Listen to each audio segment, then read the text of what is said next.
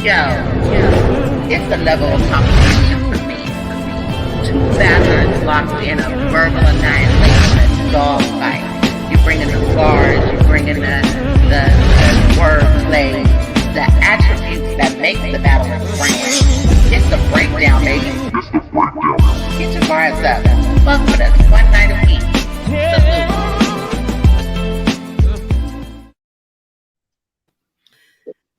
Yo, we done took the keys to the kingdom. We done took over. They don't fucked up. They don't fucked up. Oh man, what's going on, man? What's going on? This is the Chop Shop. We here to chop it up, man. We here to just talk about a whole lot of stuff, man. We not just talking about battle rap. We talking about a lot of everything today, man. Yeah. I'm real name Ray. Kick it over to my brothers. Hey man, you know what it is, your favorite country cousins. Never dirty at any battle rap event. And also for all you people out there, this is the Chop Shop. I know it's been a long time, it's been years since we did a Chop Shop. But we're here, man. Got my double cup, got my shot. Hey man, ready to talk some shit, man. Let's do it.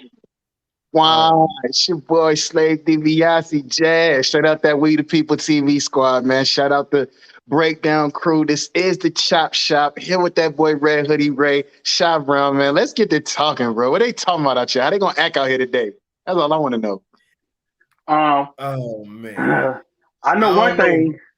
Go ahead, brother. All I know, everything I've been seeing in battle rap, I don't really want to talk about battle rap right now, but all I've been hearing is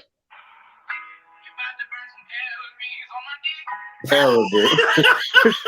Terrible. Terrible. Hey man, we gonna get to it. It's the season.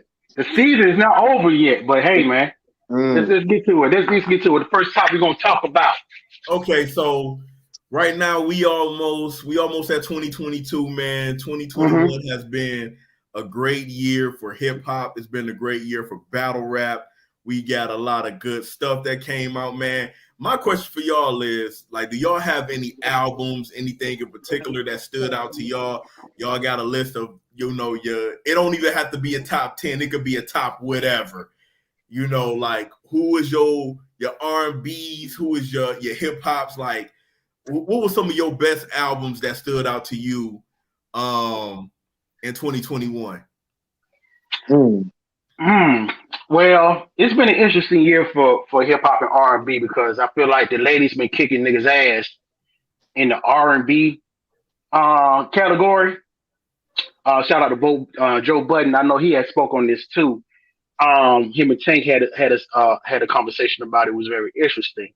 But as far as hip hop, I'm kind of proud of hip hop, man. It seemed like a reemergence of the shit that I kind of grew up with back in the day when it was cool to buy CDs and tapes and shit. Man, like right now, Nas, he done blessed us with Magic for Christmas Eve, Christmas Day. Dope album. He finally found what we've been saying for over 20-some years, having the right producer, the right beat maker. And I'm kind of conflicted right now. I'm still edging it to King Disease 2. That's the better album.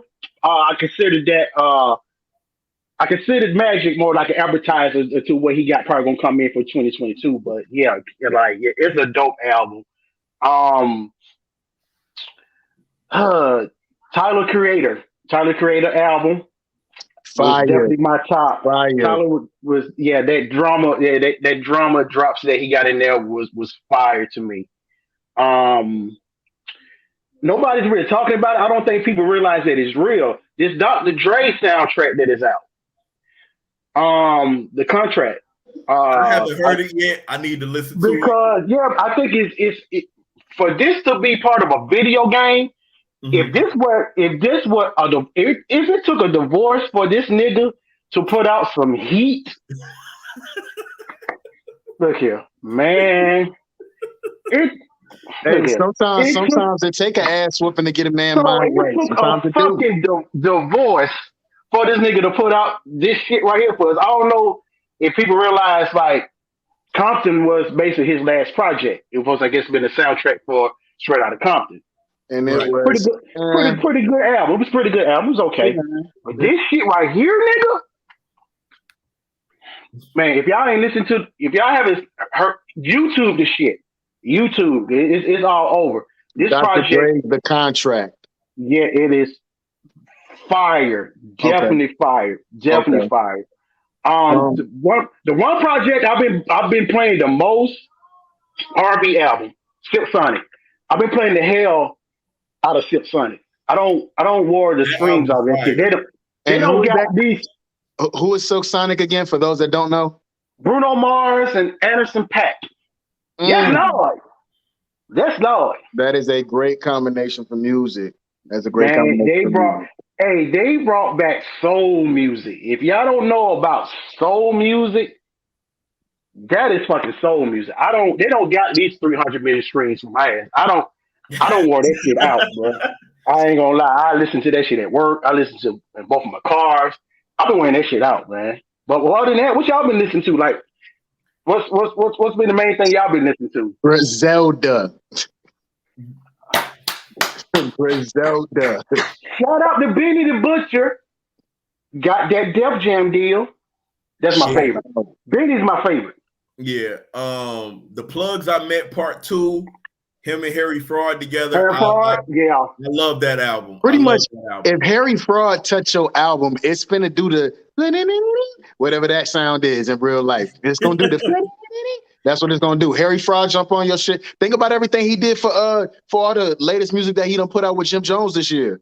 Oh yeah. I forgot about that shit he did with Jim Jones. The Fraud Department was crazy. I was listening to the Fraud Department a few days ago. You know what I'm saying? But since we talking about Griselda, man, I gotta really salute. First of all, prayers. Hopefully, Westside Gunn is feeling better and all of that good stuff, man. Because he was rushed to the hospital a few weeks ago. He was having complications with breathing. But man, Hitler Wears Hermes 8, side A and side B, fire, straight fire. Which one you like the best though? I think I don't know. I'm leaning towards B. I'm leaning towards B a little bit. The B side was so nasty. B is nasty, bro. I like the two of them. I can't pick. That is just, bro, that's old school music. Like when we was coming up. Come on, man. Tell me y'all don't feel it, man. Them is bars that's feeling. That boy swagging all over them records, man. Shout out to the Fly Guy, man. Westside Gunn, man. I loved all of his work this year. I'm gonna be honest with you. Griselda as a whole is what made me start writing again.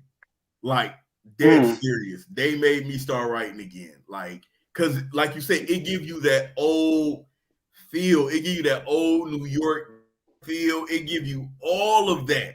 And I ain't from New York. I ain't from New York. I'm a Detroit dude. But I knew what I grew up on and I knew what I like listening to. And it just gives you that feel again, man. So big shout out to everything they're doing over there, Griselda. It gives you that feeling. Tyler Creator, Call Me If You Get Lost, crazy. Dope, very dope. Go ahead, Slade. I've liked how everybody's music that we're talking about right now has had its own regional sound. Remember when we was coming up and everybody's region sounded different, everybody's music sounded different, but it was all hip hop. It was all hip hop, yeah. It's just now like everybody sound the same, right? Yeah. Everybody doing drill music, everybody doing mumble rap or whatever you call it. So stuff like, you know what I'm saying, Tyler the Creator and The Devil Wears Hermes and all that kind of stuff is different because it gives us that old feel. Like you know where Tyler from, you know what I'm saying, by the way that he rap.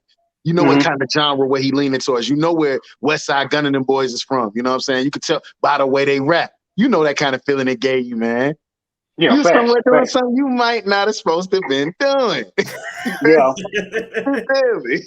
Yeah, it's definitely like the vibe that I'm getting in hip hop. It's kind of giving me that old feel when I grew up when niggas used to get up and watch Rap City, go on TV raps. You know, it's just like you kind of knew where everybody was from. You knew what people was from the South. You knew who was from the West Coast. You know who from the Midwest. You definitely knew the East. It's just like that's why I really rock with Griselda because they definitely they definitely give me that feel, and especially and shout out to Optimus, man. Yeah, Yo, bro, he's a Alchemist, problem. He he don't been drop so working. many albums.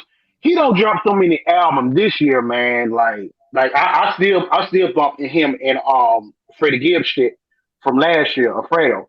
I'm still bumping that. But Oh, it was a dope project. seeing that you brought up Alchemist, Mm-hmm. how we feeling about Bodie James, Bo Jackson, and Oh, Super Techno Bowl? Super Temple Bowl, fire, Let me tell you fire. something. Anything Alchemist touch. His name is self-explanatory, bro. He still has one of my favorite hip-hop albums to date. What's Alchemist, the first Infantry album he that? had. Ooh. That is one of my favorite hip-hop albums ever to date.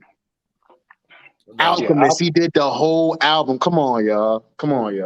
Yeah. I'm feeling that too. I'm really love the reemergence of one producer and one MC. Mm-hmm. Yeah, because a lot of people kind of blame this shit on Nas, which is kind of funny. When he brought up Illmatic, he's like, "Man, you fucked up. You kind of fucked the game up when he brought out Illmatic, and he had all these producers on his album. But back then, it was just like one MC or a group and a producer. You do your whole shit. So it's good to see that they kind of reemerged back in hip hop. I think we getting a lot of dope projects just from that too. And actually, when you can work with somebody different and give them a different sound too, it's crazy. So I'm about to throw an album out there that a lot of people forget about, and the album was fire, but a lot of people forget about Lloyd Banks, the course of the inevitable. Oh, the course, yeah. He's spinning on a whole different type of level now. Hey, quiet kept. I think that album was gonna make Joe Budden come out of retirement. Man, dog, it's funny because so many people been trying to put out work just to get Joe to come out of retirement. Come outside, fast. Because when Royce put out the Allegory last year, Royce was like, "Yo, if this album don't make this man come out of retirement, I don't know what will." So like they trust me, they've been trying to get Joe to come out of retirement, but he been making so much money doing the pod thing, so I ain't mad at him. I ain't mad at him at all. He gonna need for somebody real to shoot at him on you know what I'm saying, song wise, or you know what I'm saying, battle wise, for him to come outside. You know what I'm saying? Yeah, it's gonna need to be somebody substantial. Man, that Lloyd Banks album. Yo, I ain't gonna hold you. I forgot about that Lloyd Banks album. Speaking of battle wise or whatever, what do we think about Surf's album? Did we like it? The one that dropped this year. What is it? What was it? Until Further Notice. What was it called? Until Further Notice. Yeah, Until Further Notice. I didn't listen to it. I didn't even get around to listening to it. But I like his music, so I'm not gonna knock. I don't have a problem with him. I just never got around to listening to it. But so far, I've never had a problem with none of his albums or whatever. I just haven't heard listened to this one yet. Which one is that? Until Further Notice is the latest one, the last one he just dropped. You need to go check it out. It's fire. All right. Okay. It's fire. Let's see. What else? J. Cole, was you disappointed? Yo, you took that right off my head. J. Cole album, was you disappointed? I wasn't disappointed, but you know what? I saw a double XL. Was it double XL or Hip Hop DX? One of them two put out an article, and they had his album labeled as the worst album of 2021. I would say it was the worst, but I don't know. I was expecting a little bit more. For him to be gone this long since the last album, I was expecting a little bit more. It's definitely not the worst out of the batch we got out of the music. I respect that. It was kind of like three, four listening. I don't think it was better than Kids on Drugs or KLB, what you want to call it. I don't think it was better than that. Man, it was okay. It's a J. Cole album, but it's kind of like I don't know. It just seemed like a So you lot of feeling this like, is shit. that what we waited for? Was it one It of just those? kind of like, yeah, it wasn't dialine. It didn't give So, me no- five so, so, dialines. so check this out. Y'all know who else got the potential to do that to us? Who? Kendrick. I don't know what to expect from King. I don't know what to expect I from don't know Kendrick. because here's the thing. Here's the thing with me and Kendrick. Each of his albums, it shows his growth, and it shows where his mind state is at that point. To me, he haven't missed. To me, he haven't missed. I know a lot of people didn't like the Pimp a Butterfly like that. I love a Pimp a Butterfly. They said it was too political. I know a lot of people said they didn't care. They thought Damn was too commercial. To me, it just literally shows his growth, man. Like it shows. It shows that he can do everything. Yeah. He can do everything. Kendrick is in that category of MCs of your outcasts and your tribes. Yeah. Because it's just like you don't know what you're gonna get. You think you know what you're gonna get, but you don't know exactly what you're gonna get. Because that one song that he got, I think with his cousin, I can't think of his fucking name. This song that he got out with his cousin. And you know what I'm talking about? I know you know what I'm talking about. Yeah. No, that shit fire though. That shit is fire. So and with him looking like Black Jesus at the last concert, whatever. I'll say I don't know. I don't know. I don't want for us to have waited as long as we waiting, right? Right. And then Kendrick album be I or do. I don't I just don't want that to happen to us, bro. I really don't. I don't think it's gonna happen. Like I said, I haven't been disappointed from Kendrick. Shit. I even love the Untitled shit that he pulled out. Here's the thing about Kendrick, Drake, and Cole. Like first of all, you can't even speak on one without mentioning the other two. So that's a beautiful thing. Yeah, like when they interviewed Nas, Nas said it right. He was like, them three is what took over and changed the guard after me, Big J, and Pac. Nas was like, when we fell back, he said Kendrick, J. Cole, and Drake. Yep. Nas said these three was the successors. Now let's remember, when they first came out, it was 5 of them that was always mentioned. It was always Kendrick, Drake, Cole, Shine, and Wale.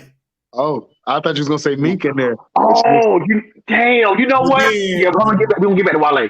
But then with Wale, Wale started doing his own thing. He went off to the side, and then Big Shine, he went off to. But then it's like now with them three, whenever and they always time their albums around each other. It's like one of them, when one of them drop, the other two is coming. The other two is go be following right behind the other. So how we feel about this Drake album? I mean, it's just a Drake album. I don't know. It's just like I listened to it probably like about 4 or 5 times. I mean, he got some bangers on there, but it's I don't know. I don't like it. Listen, you want me to? This is my opinion of the Drake. This is my opinion of the Drake album. Okay, hold on. So y'all heard. Okay, y'all heard Donna, right? Yeah, I heard Donna. Don't make which one. Okay, the regular or the Supreme. The nice. I heard the supremely long one with all of the songs. Supreme we got. They take 2 days to listen to. Okay. Salute Bristol. Salute Queen. Wow. Yeah. But here's my thing with Drake. Drake is so talented that it's like he really can't do no wrong, or right now in his career, he can't do no wrong or no right. So with me, it's like when I hear a Drake album, I know it's gonna be some cuts that I rock with. I know it's gonna be some cuts that I don't rock with, and then I know it's gonna be some cuts that's gonna grow on me. Here's the thing: as fans, we want our favorite artists to grow, but then sometimes when they grow, we hate their growth. We be like, yeah, you need to go back. You need to go back. You need to go back. Yeah, you need to go back to that shit. Drake ain't changed. Drake ain't changed. You about to get the rapping for the fellas, the singing for the ladies, and everything else in between. With this album, It sounded like if you heard one Drake album, you heard them all. You know what I think what happened? It was that pressure, man. That Kanye pressure, bro. I really think it was that Kanye shit. And I really think he kind of rushed this shit a little bit. You think so? Yeah, I think so. I think so. But you know what? I'm not really a big fan of the Donna album because I'm thinking, okay, this is named after your mama. Mm-hmm. I'm thinking like, okay, you know, everybody's saying Kanye don't lost his damn mind. You know, he a Trump supporter. He wearing his hat. Now the niggas out here wearing sweaters and tight jeans and rain boots. He don't lost Kim. What the fuck is going on? But He then, got a house right next door. all of a sudden, him and Drake is beefing. So they're going at each other, and lo and behold, from the heavens of hip hop, we get a fucking song that is not on the damn album that is fucking amazing from one of the greatest lyricists of all time, 3 Stacks. Listen, here's my take on it. When I first heard the title of Kanye West's album, the first thing popped in my head, and this is the thing, as a fan of hip hop, your expectations go. Yeah. When I heard, oh, he's about to drop Donda, first thing popped in my head, oh, we about to get some late registration, graduation, I'm thinking, dropout kind of work. That was the first thing that popped in my head. I thought he was going to bring out the MPC. I'm thinking he finna bring out the MPC, the floppy disk. He finna bring back that. Oh yeah. You thought we was about to get that drug dealing just to get by. You thought we about to get that shit, huh? Big baby. Listen, shout out to Money Miz. I'm not mad at you, bro, because I actually thought the album was pretty good too. I just thought it was gonna be better. Like, yeah, I thought it was gonna be. I was like, yo, this dude, like, he going through some stuff with Kim. He doing it. It's about to be. It's almost like. This is what I'm saying. We waiting all these long times, and then niggas albums come out and really be poop. It's almost like when Joe Budden's happy, you heard it in his music, but when he was sad and going through something, you really heard it in his music, and you was like, go get FMLA and go eat Eskimo pie. We don't want to hear that. Come back when you happy, my nigga. You know what? We don't want to hear that bullshit, bruh. Yo, the only person that get away with making music when they sad, happy, or indifferent is Mary J. Blige, goddamn. Because all she ever wanted was to be happy. Okay? I'm gonna say something. I hope I don't. Let me pour my wine. Let me pour my Jesus wine. Because I don't hope I lose no fan after I'm about to say what I'm about to say. Look, Kanye, I know you found Jesus. I don't want you to find that nigga no more. If it take you for losing Jesus, for you to bring some dope shit, I want the old Kanye. Bring back the old Kanye, the polo shirt wearing Kanye. Bring back the Air Jordan wearing Kanye. God, bring back look. If you can't get back with Kim, get back with Amber. We need the shit, man. We need the shit, bro. Who cares? He got a tattoo of another nigga. Bring that Kanye back, the one that was wearing Louis. Who cares? Amber got a tattoo of a nigga on her forehead. We don't give a fuck about that. If it takes for you to get back, look, I hate to say it. Ever since you found Jesus, you've been all over the place. Okay. We know you love Jesus. You go to church. You all over the place, baby. Be a lost nigga. Be a lost nigga. Drink Hennessy. Drink some Hennessy. Watch porn. If that what makes you to get some hot shit, do that shit, nigga. I remember one time when him and Royce was arguing about like who had the best porn collection. And Kanye was like, nigga, he had like 1 terabyte for the porn. I said, dog, a terabyte? Nigga, if you got a terabyte of porn, nigga, you can live in a whole nother life, nigga. No, this was early in his career, man. He said he had a terabyte. I said, bruh, that's nuts. If we need to watch some more porn, hey Kanye, I'll send you my OnlyFans hookup for you to bring some hot shit back. Because that shit that you did with Andre, I need Matter of fact, you are, and that's another thing I don't really like about this kind of new era. I need 12, 13 max of your hot shit and your best shit, your song placements. I need that shit. I don't want 24, 25, 28 of your fucking of these come on, man. It's something I got I got you. shit to do. I got I shit to got do, you. bro. I I got you. mean, I was cool. You know, I was younger in my younger years. Yeah, I was cool with a double CD, a triple CD. You know, shout out to Master P and the West Coast. You know, all that good shit back then. But Right. I got shit to Right. do. I need 13. Give me a hot 13, nigga. Yeah, look, listen, Teenage Ray, I definitely was a big fan of the double albums. Adult Ray, hey, give me 10 hot ones and I'm good. Just give me 10 hot ones and I'm You know good. what? You know what?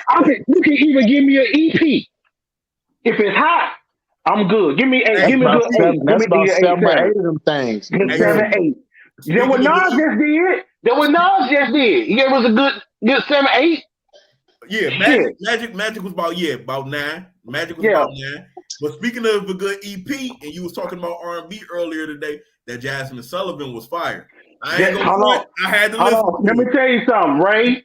I know we were talking about this earlier. I'm gonna say it, and I know Joe said it. Salute to Joe Button. The women are kicking the nigga ass in R&B. Yeah, So they whooping ass in R&B right now. Her, yeah, SZA. yeah, I don't know if y'all up on the other young girl. She was on the Drake album, Yabba. yeah, yeah. I mean, shout out to Lucky Day, you know, Kevin Ross. But these women, man, Man, these women are making real. It's They look making some. it's Y'all looking niggas got, dark out there. I like that. I like that, man. I like that. bruh. I should not be turning to my fucking hip hop heads for fucking R&B dudes. Like, where's the fucking R&B niggas at? All the R&B niggas is fucking rapping. yeah, yeah. I'm also throw this out there too, man. That was a sleeper album that a lot of people probably slept on, but AZ's Do or Die 2, that album was Ooh, nice. That ooh, album was nice. AZ Do or Die 2, that ooh. mug was nice. Damn, I It did was listen to nice. that. You forget Sosa can rap, man. He Yeah, really can. You know what? This is what I kind of hate about the streaming era, man. I ain't gonna hold you. But Really, call me old. Call me old. I miss my CDs, bro. man. I miss them CDs, man. See, I hate when The we talk streaming, about the CDs because it almost make you remember how old you are. I remember when you would burn a CD and you go to the person album and then mess around. They give you the cuts that wasn't supposed to be on the album, so now you got some hidden shit on your right. mixtape. It went from an album to a deluxe album and all that. Man, that shit used to be fire, bro. yeah, but I Burn think it really CD.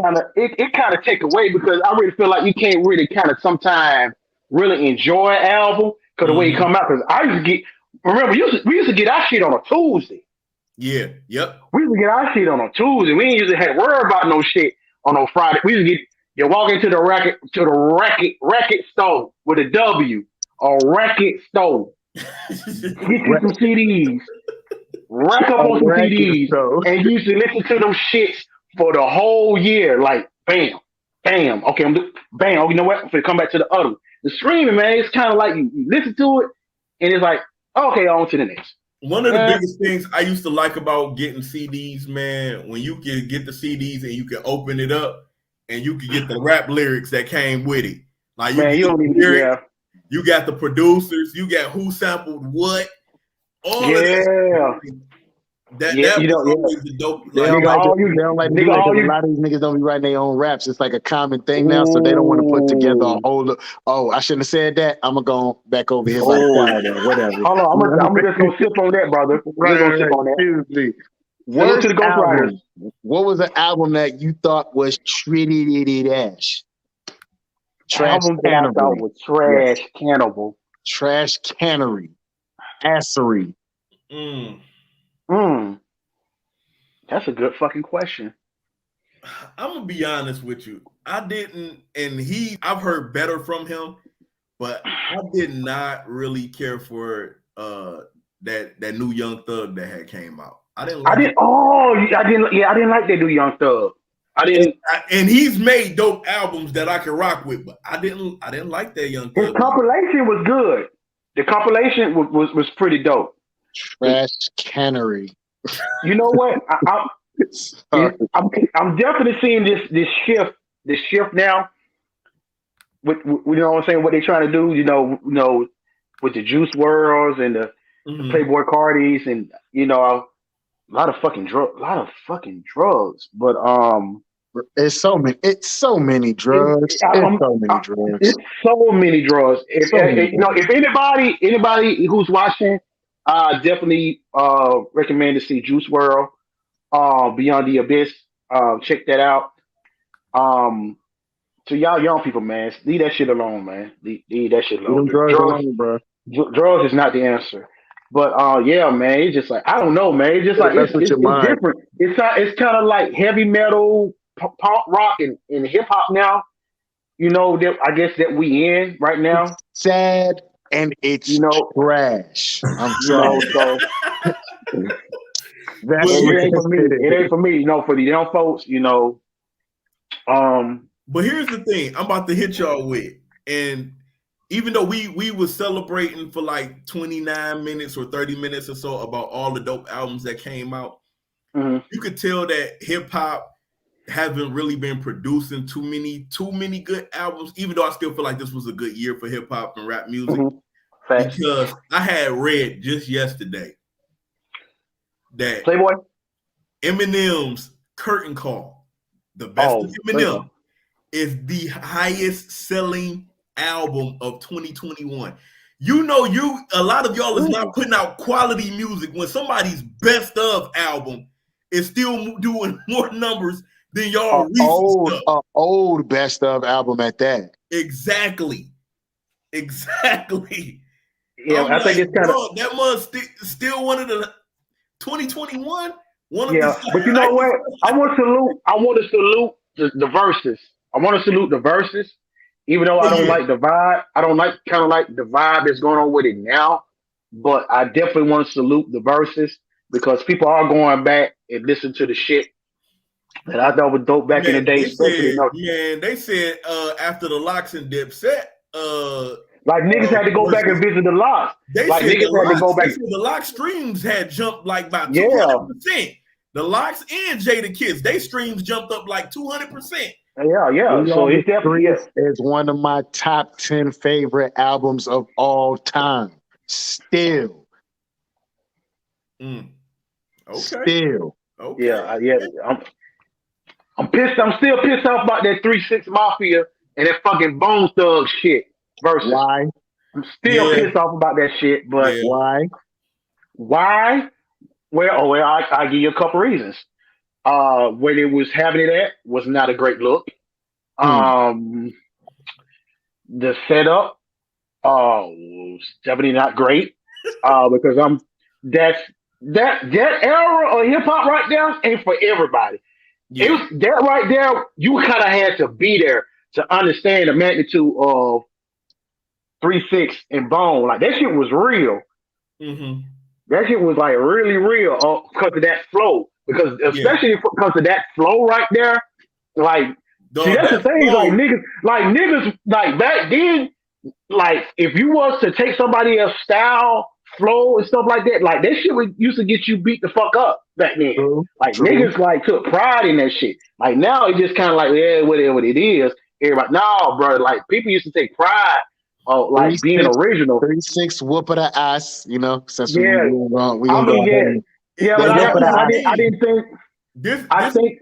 Oh, go ahead. Go ahead. No, you go ahead. I'm taking a sip. No, I was about to say this is pre-internet, so of course you would think, oh, these dudes is taking my style because, and like Crazy said, Crazy was like, dog, we was just 5 dudes from Cleveland. We ain't never been over there. We ain't never been here, there, and he was like, we came out, blew up. We getting attacked by 3-6. We getting attacked by Do or Die. We getting attacked by Twister.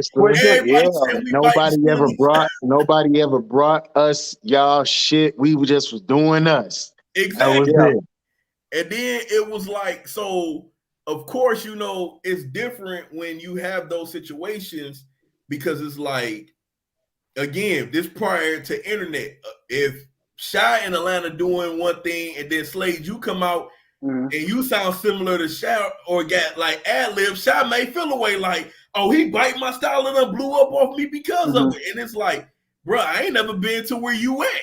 This is just So yeah, it was like you said, it was an interesting time. You had to be there. You had to go. Yeah, you gotta have to be there. Yeah, to see Cause back then, cause back then, Bone was like when they came out, when they creeping on the come up, that shit was like crack in the street, and it was an EP. Yeah, that shit was like crack. And for you to know about 3-6, when I came up on 3-6, they was 666. They went 3-6, they were 666. Yeah, and it was kind of real deep into that devil worshiping type of shit like that. Niggas was kind of scared of that back then before they converted to 3-6. And like you said, Twister, I remember Twister was tongue twister. Yeah. He was tongue twisting. He was a hippity hoppity hip hop nigga back then before he transitioned to the do or die shit. Yeah. So but that like I said, back then for that flow, like niggas we want to pull up on you and see you about that shit, bro. Like, why you stealing my shit? Like, I don't want you sound like nobody in my clan, son. Like, not nobody. Shout out to the Wu-Tang for the kids.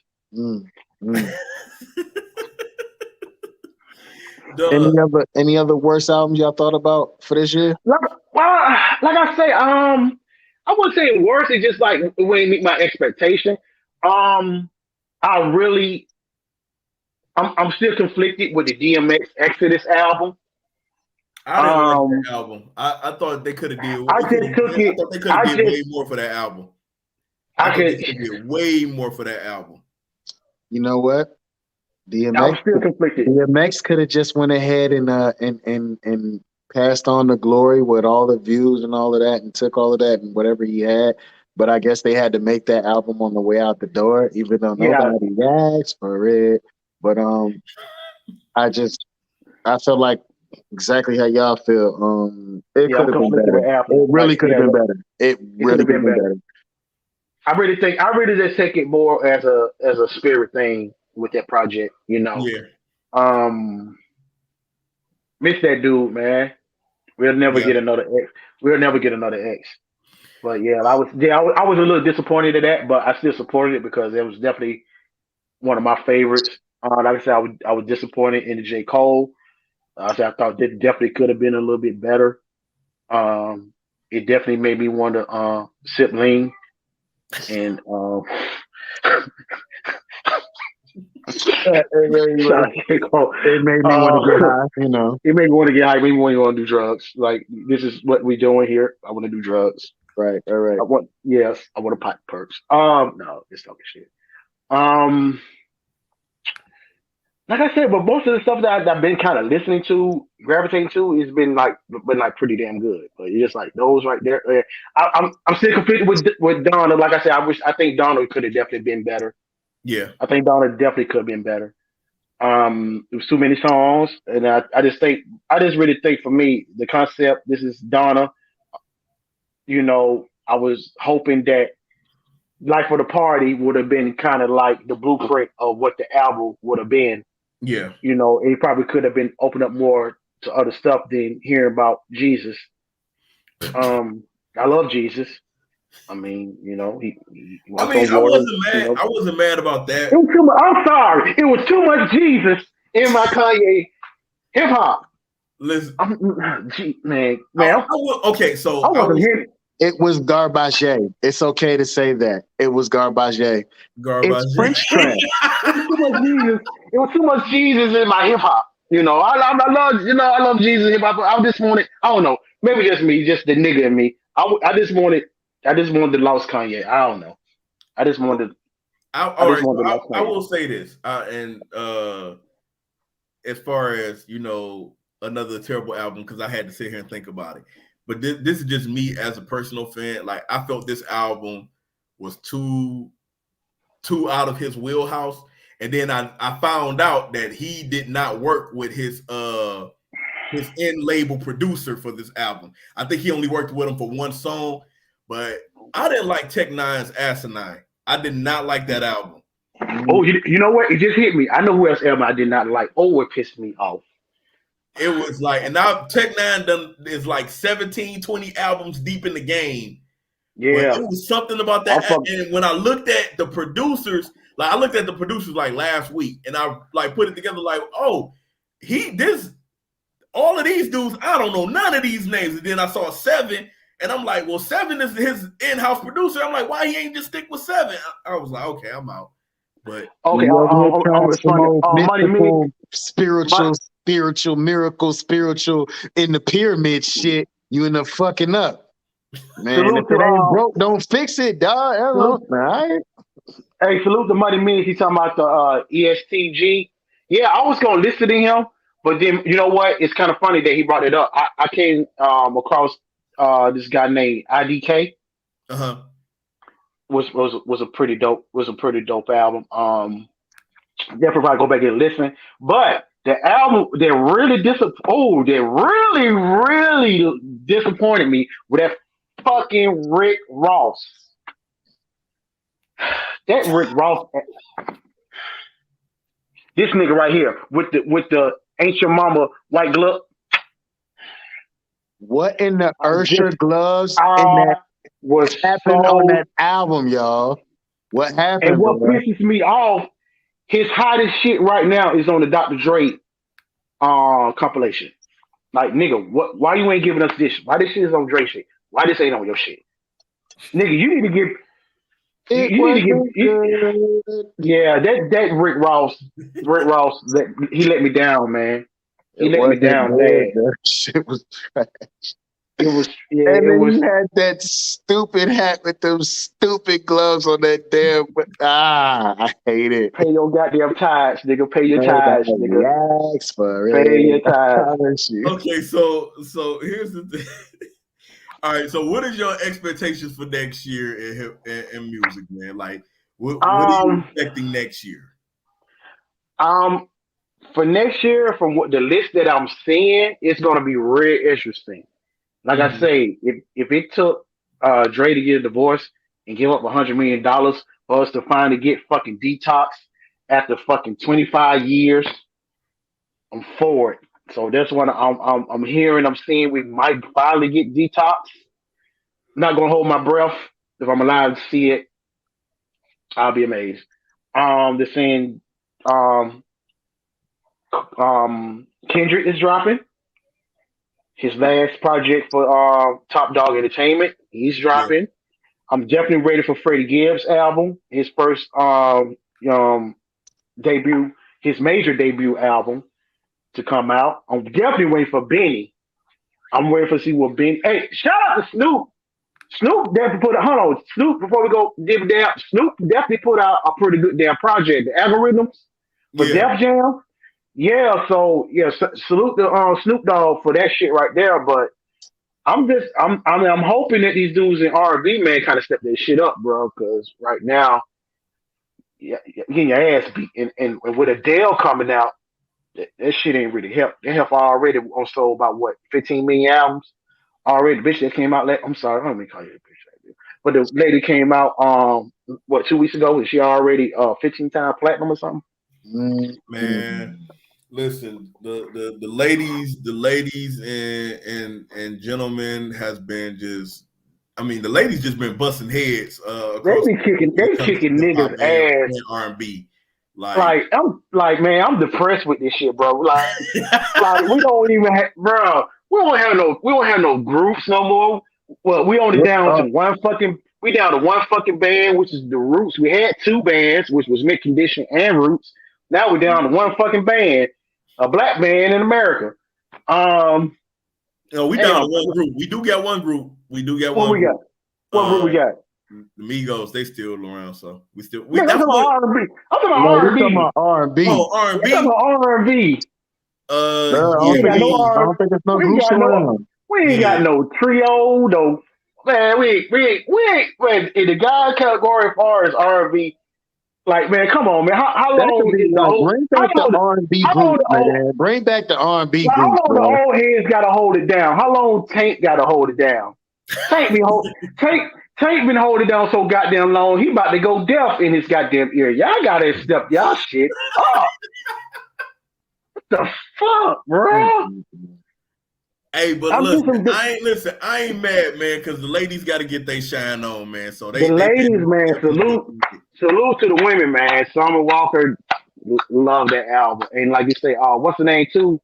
Jasmine Sullivan, Jasmine Jasmine Sullivan. uh, Sullivan, Ari Hustle. Lennox. Ari Lennox. You Yeah, feel me? She's a beast. Like that's another thing we need too. We need y'all niggas to sing too. No, I'm sorry, don't sing. We need y'all niggas to sing. Dang. We need y'all niggas to sing. We know what I'm saying. If you don't, When's the last album you heard from a dude where he was actually singing? I need for that to come I back. know, yeah. It's just like niggas they do it live, but it don't transition into albums that great. man. Hey, Like I need brothers Lucky to Day start is grabbing the fire. air. Hey, Lucky, I need the brothers to start grabbing the air again. That's when you know the yeah. album about to be Hold fire. on, hold on, hold Back, on, hold on. When back, call, hey, we back. need to call someone. I knew you when. Oh no. We need that shit, bro. Oh Like, man, where's our next Maxwell? Where's our next Carl Thompson? Where's our next Joe? Where's our next Johnny Gill? You know what? We Everybody about to wants be, to get high and be a bro. rock What star, is the man. They ain't got no, last? bro. We ain't got a get married song, and it's about to be 2022. We ain't even got a get married song. Ain't Our last nobody trying to goddamn get married. They trying to get on pills. That's what Uncle they Charlie, trying to do. Uncle they Charlie, trying to get Uncle on. Charlie probably the last one tried to give us the a get married song. You are. He was the last one. He don't been in the game for years. He been in the game since the 70s. Goddamn, new niggas, give us a marriage song. They ain't trying to do that. They They ain't trying trying to to Damn, give get. us no, I'm gonna tell you why they yeah, ain't trying to give us no marriage song. Is because they believe in the internet when they keep saying that divorce is hot. These people ain't believing in love no more. They believing in one night stands, OnlyFans, and all that other kind of thing that rhymes with them other two. yeah, man. We don't even get the spinning platform with like Azet. Remember Azet last night when niggas was on the platform snapped their fingers and y'all ain't that shit no more, man. They was Y'all dancing in the ain't, clouds. Remember that? They was man, dancing in the clouds, bruh. niggas gonna Yeah. bust a nut so good it made love say one them saw everything and Jesus, the moon, cows flying across the goddamn farm. Like we don't get none of that shit, man. Y'all R&B niggas gotta step y'all game up. R&B, male R&B is pretty diddy trash these days. Sorry, You know it what? is. I'm gonna say it. I'm gonna I, say it. I'm gonna say it. I don't care nobody say it. When R. Kelly went to jail, R&B went to jail with him.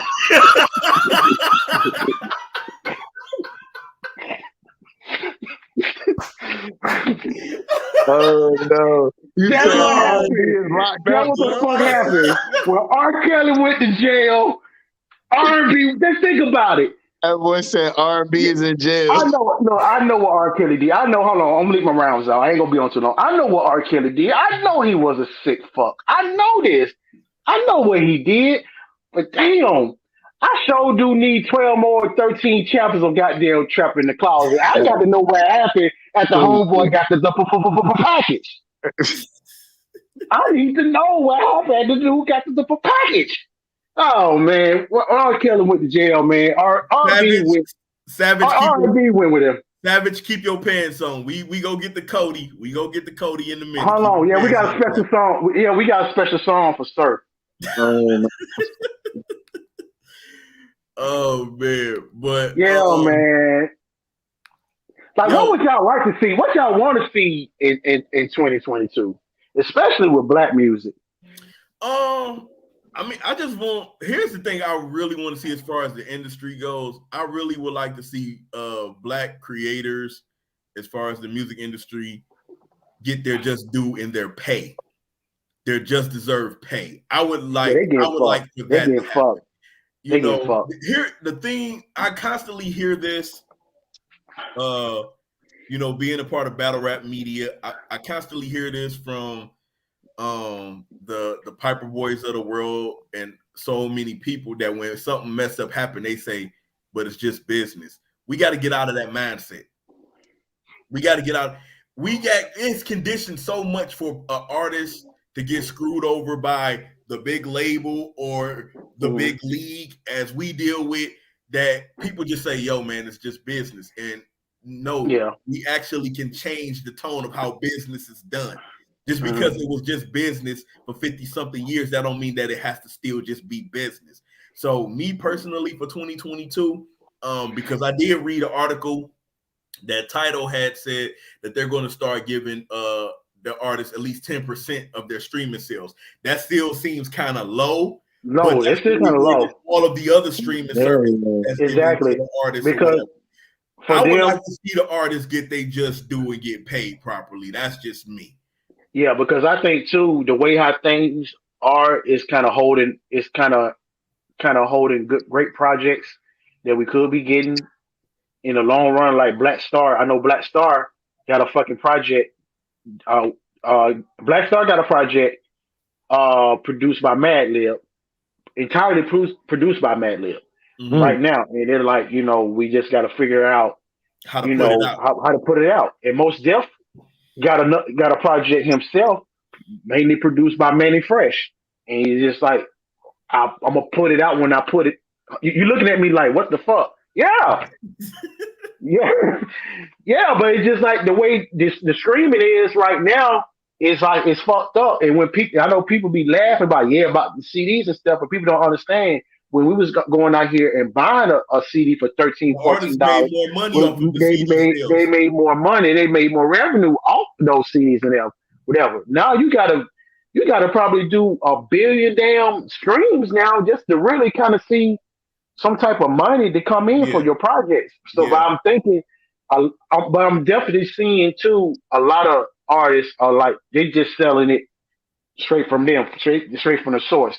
So if you want this project, you go on their website, you get it, you pay for it like that. I think shout out to Rain, who's in the battle rap coach, Rain. When he bring out his projects, he put his projects out himself on his website. So Marv, shout out to Marv One. Marv One do the same thing. Marv One does the same thing. Yeah, it's just like the streaming thing kind of hinders. Yeah, people don't realize that the streaming era, man, it kind of hindered y'all getting some real great music, man. It's easier, yes, but it in the long run it hurts the artist the way they probably like, I don't want to do this shit no more. Yeah. So, but yeah, I definitely want this Black Star album to come out, man. I've been waiting for this Black Star album for years. Yeah, I agree. Okay, was there any particular movies? Let's get into movies. Best movies? Let's go. 2021. Oh man, Spider-Man. Loved it. Loved it. Even though I kind of already knew what was going to happen in the movie, I still loved every bit of it. Yeah, I agree. DC, I'm gonna say this. Step y'all shit up. DC, step y'all shit up. I'm gonna say this because I got word from an inside source. Y'all love Spider-Man. Wait until y'all see Doctor Strange in the Multiverse of Madness next year. Okay, I'm going to go see it. I'm going to go see it. That's all I'm gonna say. Because what I'm hearing, if it's true, y'all about to see a lot of stuff that's about to flip y'all wigs. That's all I'm saying. Let me ask y'all this. Did y'all see saying to y'all? We gonna talk. Did you see the Eternals? Did you see the Eternals? I saw the Eternals. Okay, so you already know we right at the end. This is very important.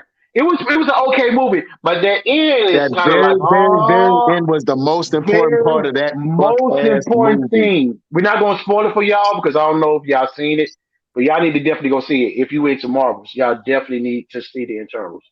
My favorite character is about to have his own movie. Fuck is y'all talking about? Who that? In the Marvel universe, my favorite character is Blade. Oh yeah, we about to get the new Blade.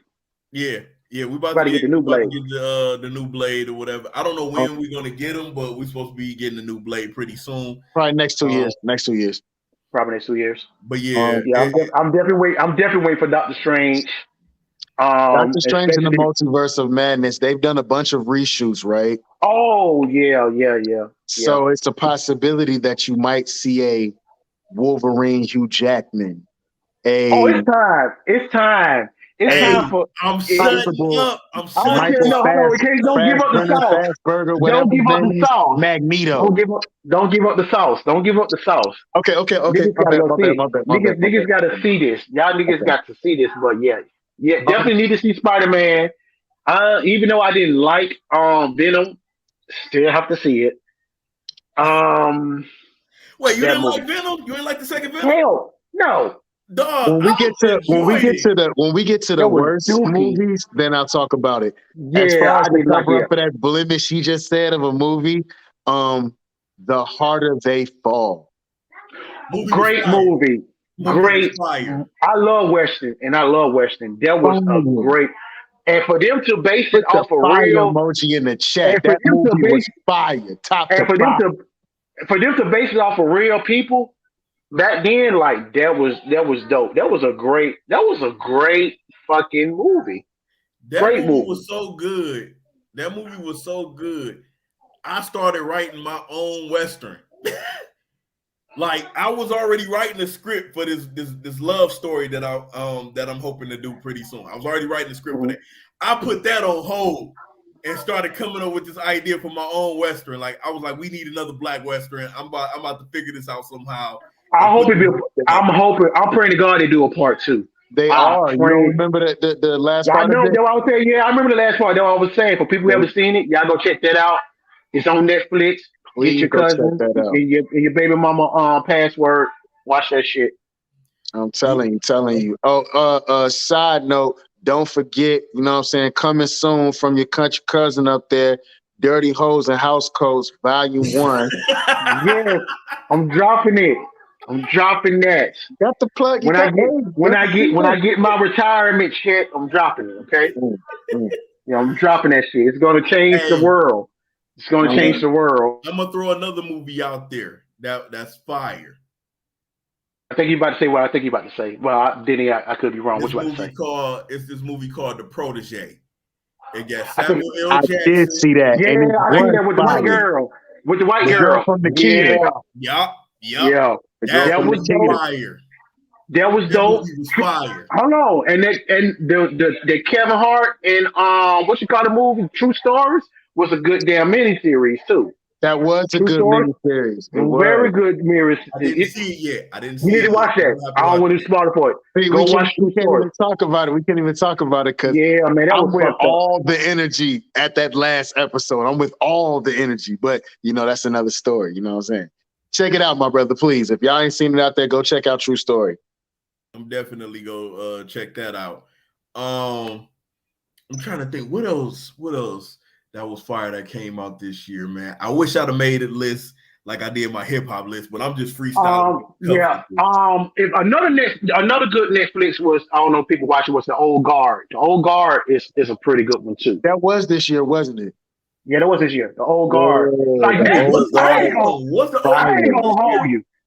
The Old Guard was this year. Hold The on. Old Guard was this year. Was Six I think Underground this year too? The Underground, Six Underground. Six Underground. Oh, yeah, I think I think the Six Underground was this year. The old guard was last year. Old Guard was last year. Old Guard last year. Yep, it was Well, last year. y'all go watch it. Well, y'all watch that shit. That shit's still good. That shit is good. Something that's this year. Ryan Reynolds, The Rock, and old girl Gal Gadot, Wonder Woman. Oh, Red Notice? Red Notice. The Red Notice. Fire. Yeah, Red Notice. Red Notice was Fire. kind of crazy. Yeah, like Netflix been holding us down, bro, for real with these movies. Hey, better, I'm gonna tell you something because this bitch about to get shut down again, in my opinion. So we gonna need y'all better renew. Yeah. I think we about to at. get shut down. I think you about to get shut down again. So y'all probably gonna need to renew y'all Netflix. But how we feel? Let's talk about it. How do we feel about the Matrix? Wait, I haven't seen it yet, so I can't give you an opinion. You haven't seen it? I haven't seen it yet. I have not seen it yet. Can you please flip that to the worst movies of 2021 now? If he's gonna talk about that. I haven't seen it yet, so I haven't seen it. You know what? I ain't gonna talk about it, but you know what? I don't watch that movie like 10 times. I don't know why. Listen, I don't know why I don't watch The Matrix. Resurrection takes time. I don't know why. I'm a big fan of the first one. Like I love the first Matrix. So right, we gonna come back to this one. I want you to watch it and see what you think about it. It's a hit or But I miss. do want to put another best movie out there. You either gonna hate it, you either Yeah, we gonna put hate it it, at the trash. or you gonna love it. Well, it wasn't that bad, bro. It wasn't really that bad for me. It could have been better, a little bit better or something. Yeah, but I'm not mad. I'm not mad. We're gonna reconvene on that one. We're gonna reconvene on that We'll one. reconvene on that one. We'll reconvene on that one. Listen, segue back to the best movies, man. No Time to Die is a great movie. The last James Bond movie. I haven't seen it. I haven't seen it. Fire. The end, man. No Time to Die. Okay, you got to watch the last like 2 or 3 James Bonds to figure out what was going on in this one, but it was fire though. Yeah, definitely. Okay, I'm gonna have to watch that. I'm gonna watch that. Yeah, I'm definitely gonna watch that. I'm trying to think of another great one. Go ahead. Yeah, Venom pissed me off. Yeah, we can flip to the worst movies now if we're gonna talk about that. Yeah, let's get to the worst. All right. Let me get to the worst because it's a movie that pissed me off so Let bad. There Be Carnage was Dookie Juice. That was Dookie Juice. I did not like it at all. It's necessary. It's necessary. Yes. Was it good? I thought it was good. I had no problem with it. It had the same amount of comedy as the first one. Wayne in the comments talking about Candyman. Candyman was not a bad movie, Wayne. Candyman, you know what? Candyman dumpster sauce. I agree with her. Candyman wasn't that bad. That shit was. Hold on, but did it live up to the first one? Did it live up to the first one? No. But I did appreciate the fact that it did intertwine the original with the new. Excuse me. What they gonna do with it? Since it take place in New Orleans, it take place back home. It was garbage. It's French trash. So, you know what? I'm gonna tell you what they tried to do. What's that Netflix series that they did with the black family that moved to Compton when it was white? What's that? They. What's that? Us? They. Them. No, they or them was one of them. Yeah, I think that's what they kind of tried to do. That was dope. I liked that little mini series. That show was good. I'm gonna tell you this, and this is just me being honest. I believe it's episode 7 or episode 9. Was probably the most disturbing episode that I watched. Yeah, that shit was disturbing. I ain't gonna. That dude. Episode 9 is what was most disturbing to y'all? The dude, I ain't gonna hold you. The dude, he was telling the story about them goddamn peaches. That shit fucked me up for about a week. The baby in the pillowcase wasn't enough for y'all? That's what I'm saying. Yeah, that shit crazy. Wait, hold on, Shot. It's the episode Slade mentioned. I think it's either episode 7 or episode 9. That pillowcase episode. When I say I was ready to fight someone.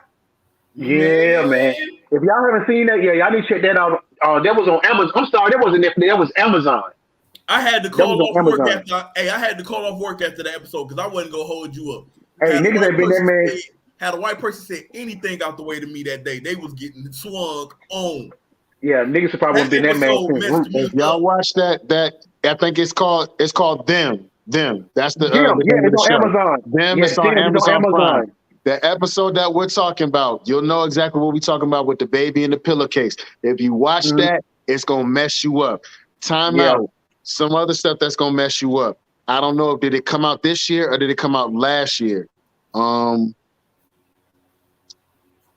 It came out last year. Never mind. I was Go thinking ahead, about tell me because I need shit to watch. I was thinking about that one episode of that one fucked up ass episode of Black Mirror.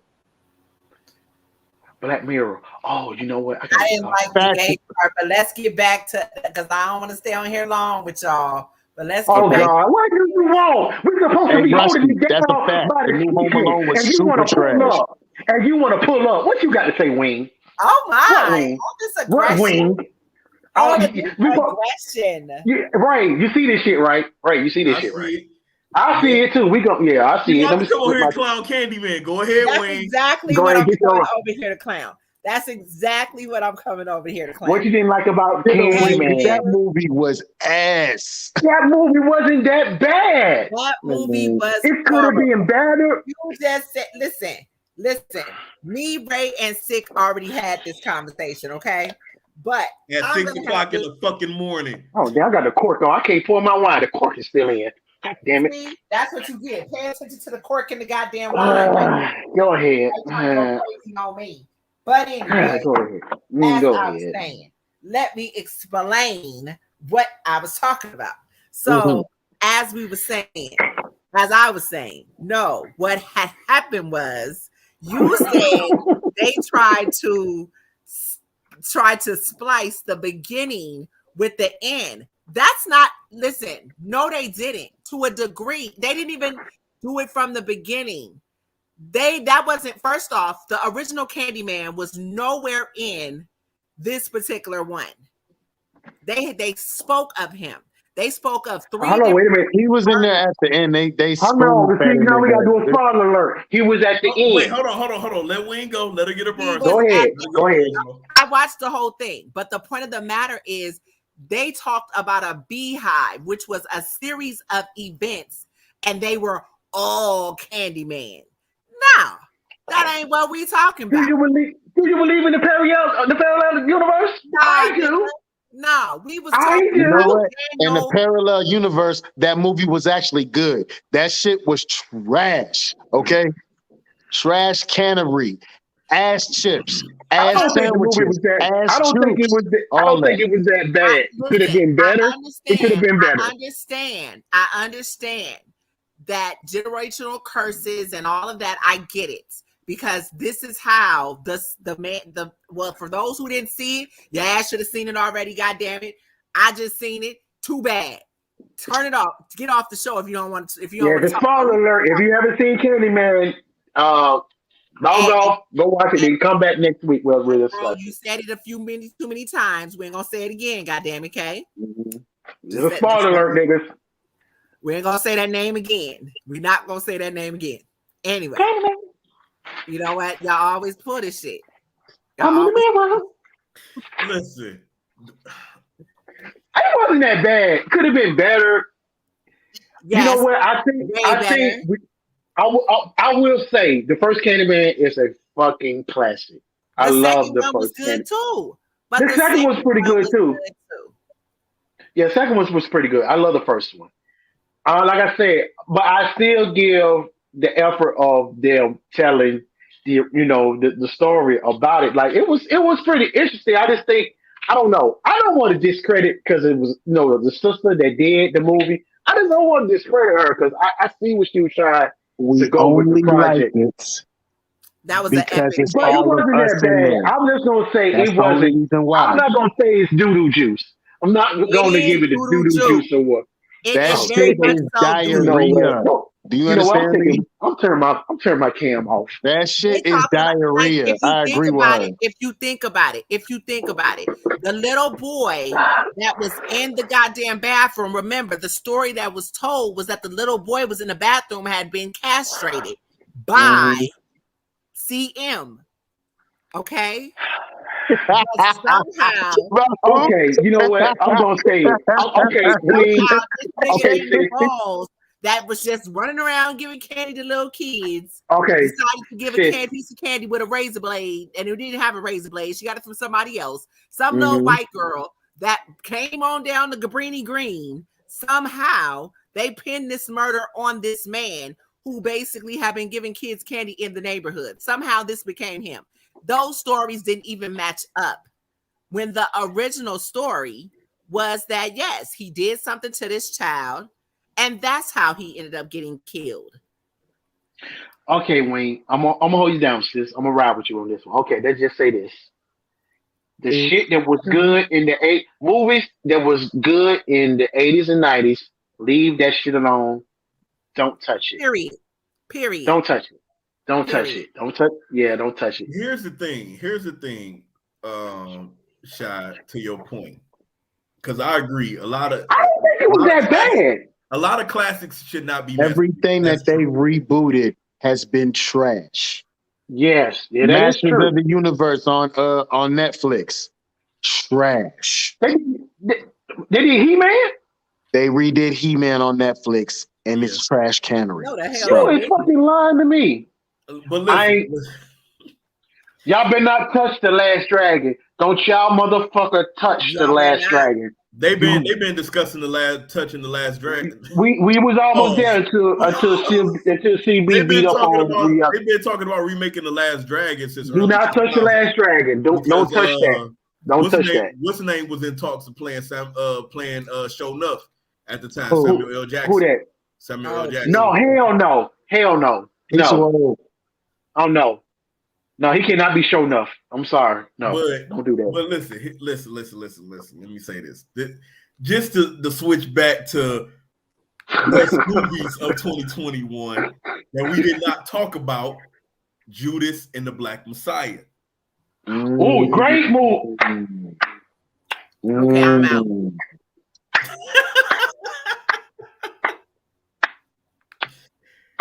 That Great was movie. fire. That movie was Great. fire. That was a great produced movie. Oh damn, we ain't got the hell on.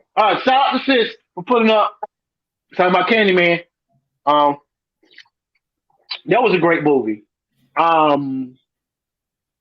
Just seeing the imagery of that, and especially what happened at the end, it made me upset, man. It made me very, very upset at the end of how they did this young man of just trying to better the community, man. And it was just like, wow, like shit. This is what our people had to go through. Yeah. It's one of them, man. It's one of them. That's all I can say about that movie. That was a good movie. I think every actor and actress that played in that movie done a hell of a job. I don't know if they got nominated for Academy or not, but hell, they got one in the hood. I tell you that. Yeah, that was Judas and Black Messiah was definitely that was a great movie. Damn, I'm glad you brought that up. Another one that people slept on, and if y'all haven't seen it, it's on Hulu. But the United States versus Billie Holiday, that was a great movie. Oh, I was getting ready to finish that. Check that out. Yeah. I haven't checked that Yeah, I out was yet. getting ready. I gotta finish that. Hey, bro, watch that movie. I can't think of the sister name that played Billie Holiday, but she bodied that role. She bodied it. Mm-hmm. Yeah. She did her thing to that. Okay, where's we putting Coming to America? I gotta ask y'all. That was doo-doo juice. Coming to America was doo-doo juice. They get the doo-doo juice award. I didn't like it. I did not like it. Didn't like it. I appreciate my brothers getting jobs and getting money through the pandemic. Whoever Why did did they that do that shit. to us? Why did they do that to us? That wasn't cool. See, that's why I said like That wasn't cool. It just wasn't cool. certain shit you had to be there. Some shit shouldn't be touched. Coming to America definitely shouldn't have been touched. Please don't touch Harlem Nights. Don't fuck up Harlem Nights. Please don't fuck that up. Oh, Do I not will say fuck up. this. Hold on. I will Don't say fuck up this. Harlem. I will. Hold on. This was like early 1999, 2000 that they was talking about doing a remake of Harlem Nights. Sure. But that was early. And the talks have been stopped. What the people that was in that film can't don't do it. You can't be duplicated. You can't. Never. Yeah, you can't replicate that, man. Yeah. Yes, Coming to Coming America was disgusting. It was nasty work. It was doo-doo juice. It does get the doo-doo juice award. I supported it on Amazon because it was on Amazon, because it came with my phone bill and it was free, and I watched it. It was free and I watched it. Okay. It was good. And I was just happy to see Arsenio Hall and Eddie Murphy back together again. That was the only thing that I kind of really. Okay. Next question. Where are we placing Mortal Kombat? You know what? They could have went where they could have went, but they didn't go there because they didn't have enough gas. I'm just gonna say that. So if you understand what I'm saying. You understand what I'm saying. Hold on, Slade. I'm looking at Slade facial expression. Were we going, Slade? Man, they're gonna stop disrespecting fucking Johnny Cage. I'm gonna tell you that right now. Stop disrespecting Johnny fucking Cage. That's all I got to say. But You know how like it's literally one of them situations where somebody told you you had a grand idea and they said all you got to do is just mix this with this and you gonna get that. Right. Nah, instead you mixed this with this, then took a little bit of that, yeah, and you wanted to take what home down the street told you, you know what I'm saying? And the bitch with half a brain over here told you, and then you did some extra shit. you Why did they do you that to us? you know Mortal what? Kombat was trash. Why was Sub-Zero so OP? Why was Liu Kang so zesty? I hate it. Why? Who was who was the nigga? Who was we ain't never played with that nigga in Mortal Kombat? Who was the nigga with the police baton? Who was that nigga? I Striker. never played with him. Striker. No, that was No, The look white Striker. here. boy. I'm We don't talking play about the with nigga in him. the movie. No, I know who we talking about, but that's a new character that they're supposed to be introducing in the future games. Oh, you talking about Cole Young? Yeah. Who was that Hey, nigga supposed so to be wait, I descended? tell you He was this supposed to much: be. I'm never gonna pick him on that I'm game. never gonna pick him. He I'm ain't got no never gonna pick promos. him. He was a bitch. He He is was a a punk bitch. bum. He is He a was a punk. whole I bum. never. He beat Goro, bro. We'll beat Goro if that's the case. How he gonna beat Goro? Nah, that nigga, he would not beat Goro. He I would beat not choose him to Goro, beat bro. Goro. I would not choose him And to you beat gonna put him on the Goro. game? Sonya Blade was fired than him, and Rusty, she ain't had no got. We talked about Venom. They didn't like it. I actually like Venom, Oh, but they didn't rock Shane with Shy. Venom. That shit was trash can chips, man. Sorry. Which one? Shane? Was it Shane Shy? Oh, Nah, Shang-Chi. Shang-Chi was fire. Don't do that. I liked it. I That's liked it. it. I liked it. It did. I liked it. It did. Don't do that. I liked it. It So did. Goddamn. we put Shang-Chi in the best movie category then. Thank you. We definitely are. Don't do that. That was Mortal Kombat splash with a never ending story. It's If what y'all ain't never it's seen the that, kind of if y'all ain't fighting never and seen that, type of stuff we should have seen what Mortal Kombat should have been doing. should have been, yeah, because that dude That who's supposed to shit. be the dude that's supposed to be the main character, like I don't like he wasn't nigga. And how the fuck you gonna kill? Why the fuck y'all kill Colonel?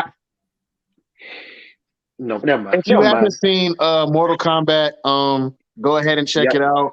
Along with from what I was told, the Matrix Resurrections, aka the Matrix Regurgitations. If you get a chance to go ahead and check that out, go Yeah, ahead. if you're not getting any food stamps or PPP loan and you down on your luck in your life, you can either watch Mortal Kombat or that The shit. Matrix Regurgitations. Okay, so Yeah, all right, what are we it might give you doing? hope. What are we doing with Fast 9? Get that shit up out of here. Look, niggas, Y'all look. throw that Hold on. franchise away. Let me talk. Let Look, niggas. We used to have a network called UPN back in the day that Oh, used to support people. We used to have this network UPN had all the black shows, I know what ugly you're about to shows. that say. was I all know us. what you're about to say. Let's get it.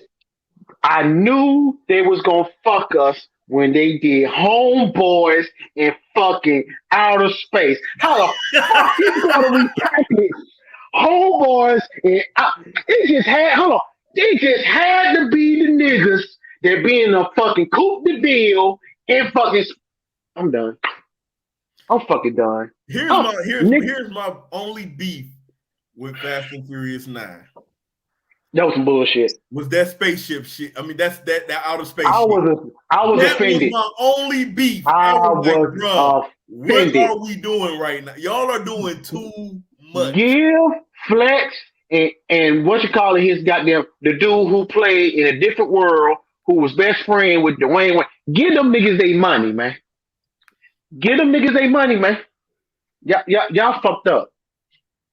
Homeboys in outer space, Why? like we ain't never Why? seen this shit before. Man, you know what, man? Why is it that none of them die? Why nobody die?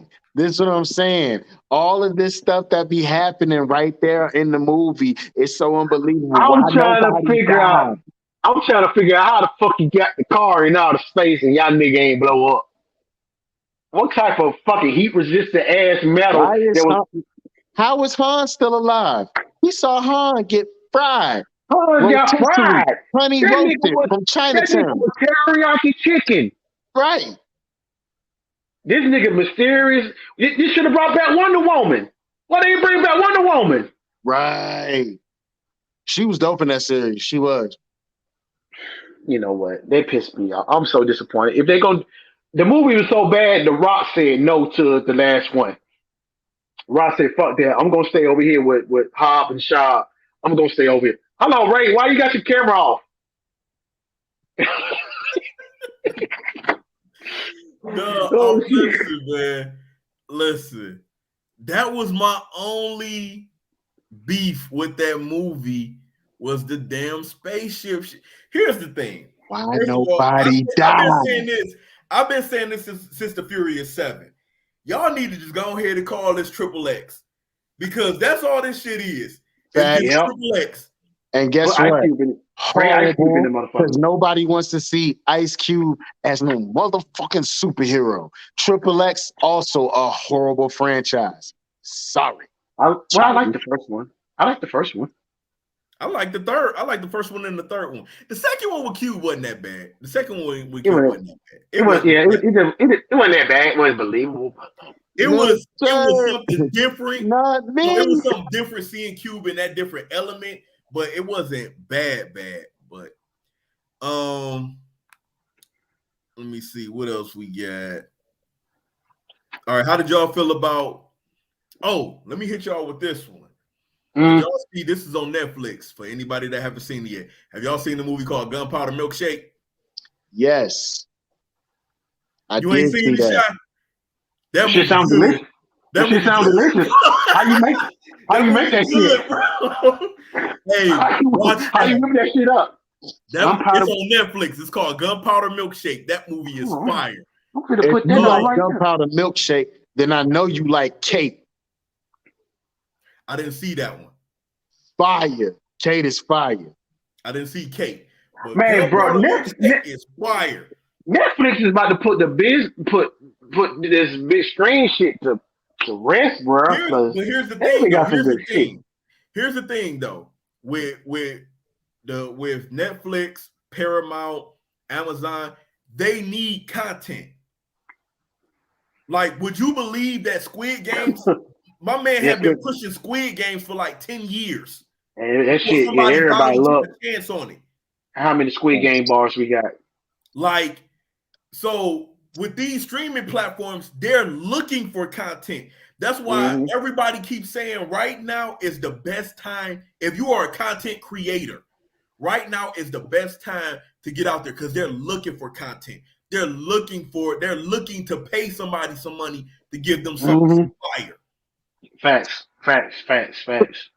Excuse me. Because like I said, a lot of good shit that I've been watching been on like Netflix, Amazon, Hulu. The Suicide Squad. Dookie! Oh my fucking god! That is the worst fucking movie ever. That is the fuck. You wanna know what's crazy? That motherfucker fighting a big ass starfish with a. That was some bullshit. That was some bullshit. I actually slicked like the first Suicide Squad better than I like that one. And that one wasn't all that great. This Suicide Squad, that could have kept that. They ain't had shit to do. Somebody must have gave them some money. Bro. That shit was terrible, bro. Money Miz, the movie. Hey, the name is crazy, but the movie is called Gunpowder Milkshake. Gunpowder Milkshake is fire. I'm telling you, you go Real like spill. that movie. You go like that movie. That movie fire. I'm gonna watch that tonight. Wing said that she liked the Suicide Squad. Wayne must have been. I know why she liked the Suicide Squad. Ain't nobody playing with her. Get Idris Elba face ass the fuck out of here, man. Nobody playing with her, bro. Terrible. That movie was terrible. That was some bullshit. That was some bull. That could have kept that shit. You know what? If we was like back in the our movie. day, they should have pressed that shit on the DVD bootleg right next to all that ass volume 17. It should have been right next to that shit. That shit was terrible. I ain't gonna hold you up. I actually like the What Suicide Squad. you know what, right? That shit was You like terrible. the Suicide Squad? Yeah, I liked it. I ain't think it was a Nigga, bad why? movie. Why? Was you You okay? like the moment. You're like me. You like the Maybe like moment. some You didn't scenes. like Maybe the like some movie. scenes. Man, listen. Hold on. All thing I like about that You movie like was the John Cena. moment. I You only like like when the Harley John Cena. Quinn was whooping I ass in living color. thought John Cena bodied this role. John Cena was I funny. like the John Cena character. I would like for them to do something with his character. I like his character, but He's but getting Wait, the hold rest on, of the hold on, other hold on. shit. You didn't see the trailer to the Peacemaker? He got a show He on got a HBO show. It's Max. gonna The be on HBO Peacemaker. Max. Word, Yeah, the trailer He gonna out. be the You ain't seen He it? didn't die. motherfucker. Look at the trailer to the Peacemaker. That show look like it's gonna be funny as hell, dog. Now I will say, go check out the Peacemaker because he was funny as hell in that movie. But I that like shit the was John still Cena. That's trash the to only him, thing that bro. I liked about that movie was John Cena's character. His character was fucking hilarious. Oh man, the Peacemaker.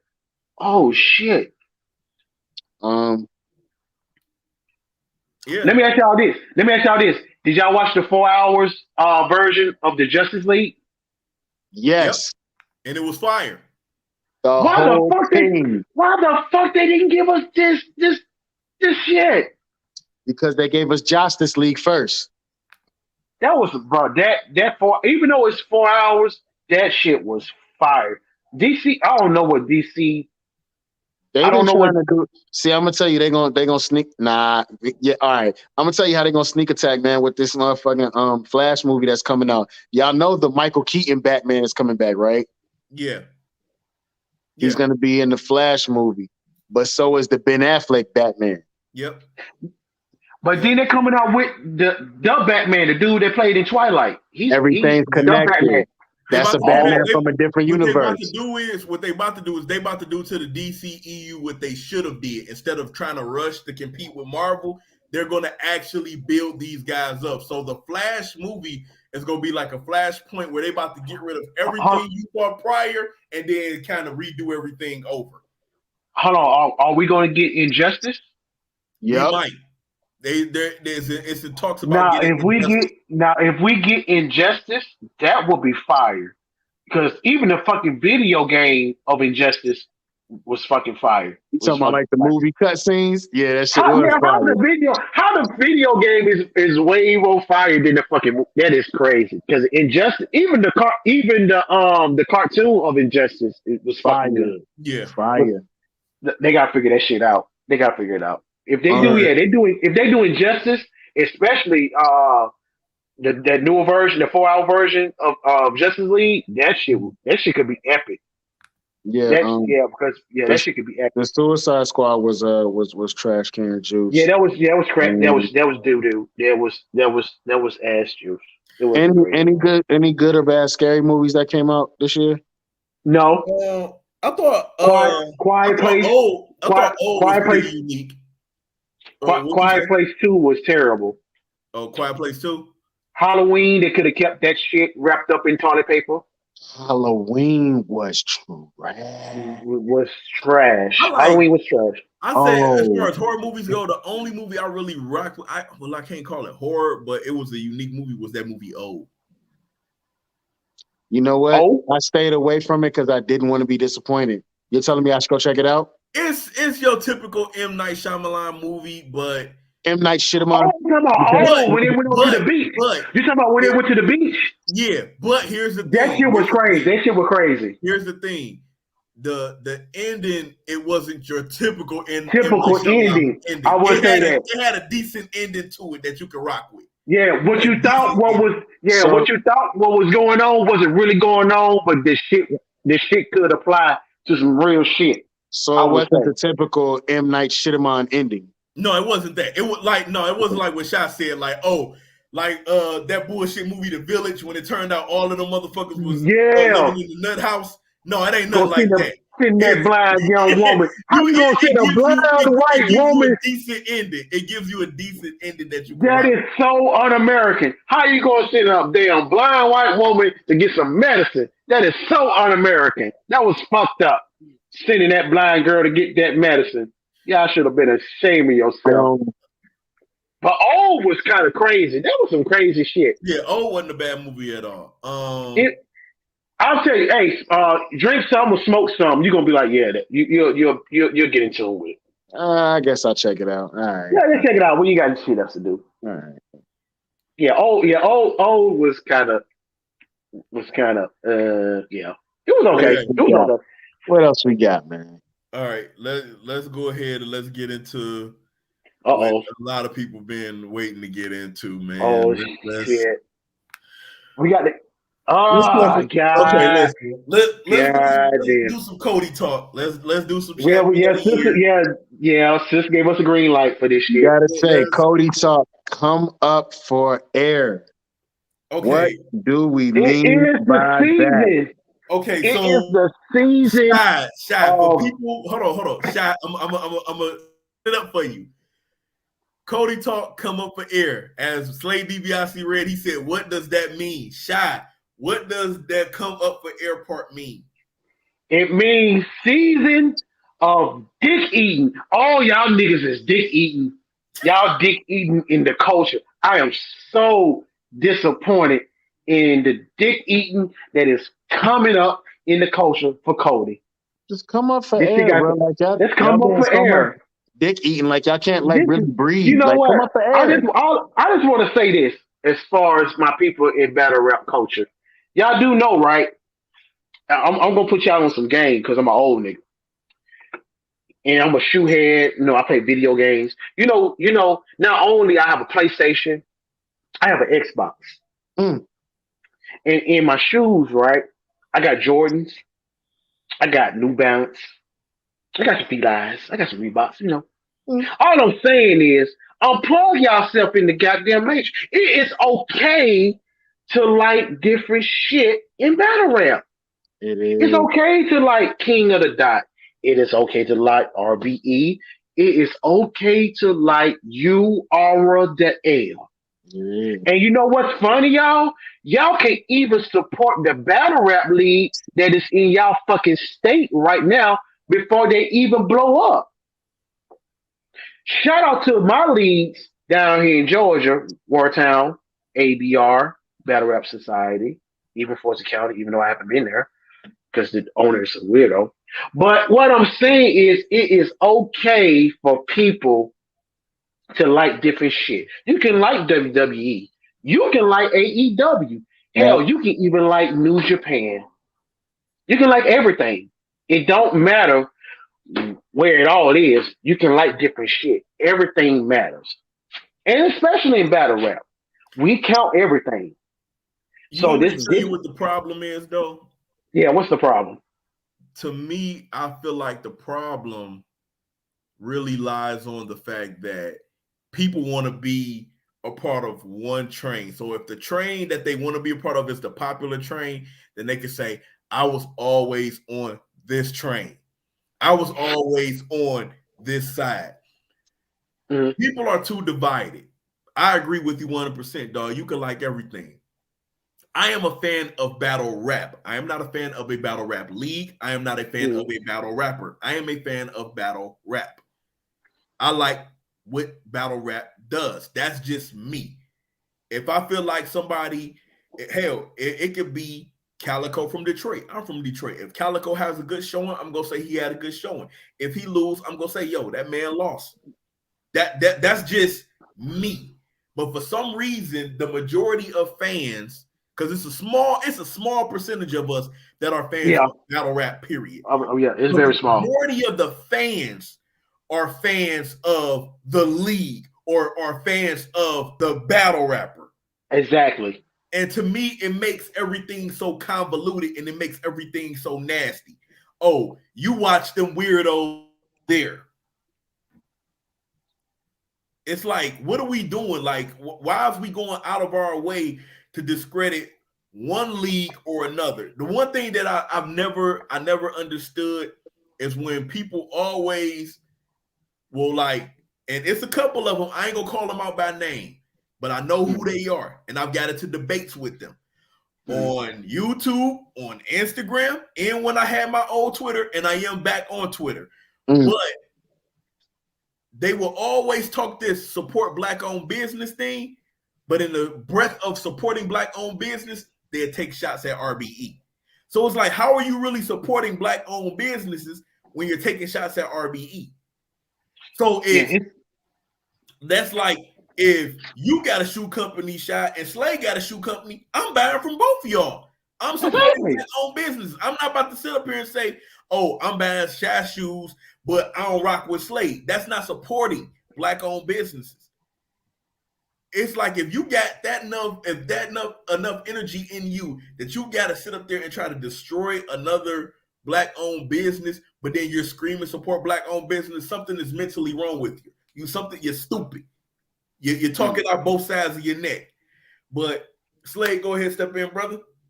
Man, this whole, I don't know if you guys have been watching around on, you know what I'm saying, within the Twitterverse, you know. I heard.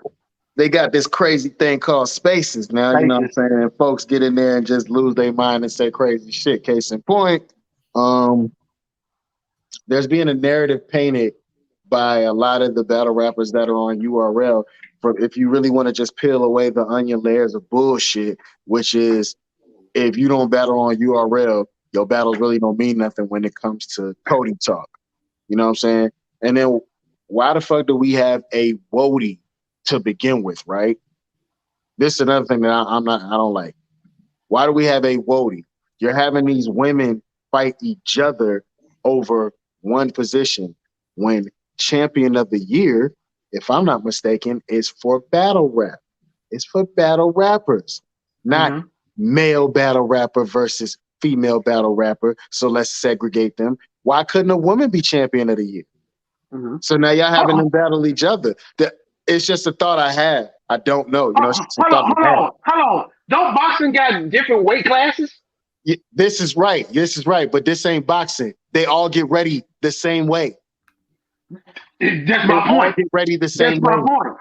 Ain't it about the work? Is it about the work?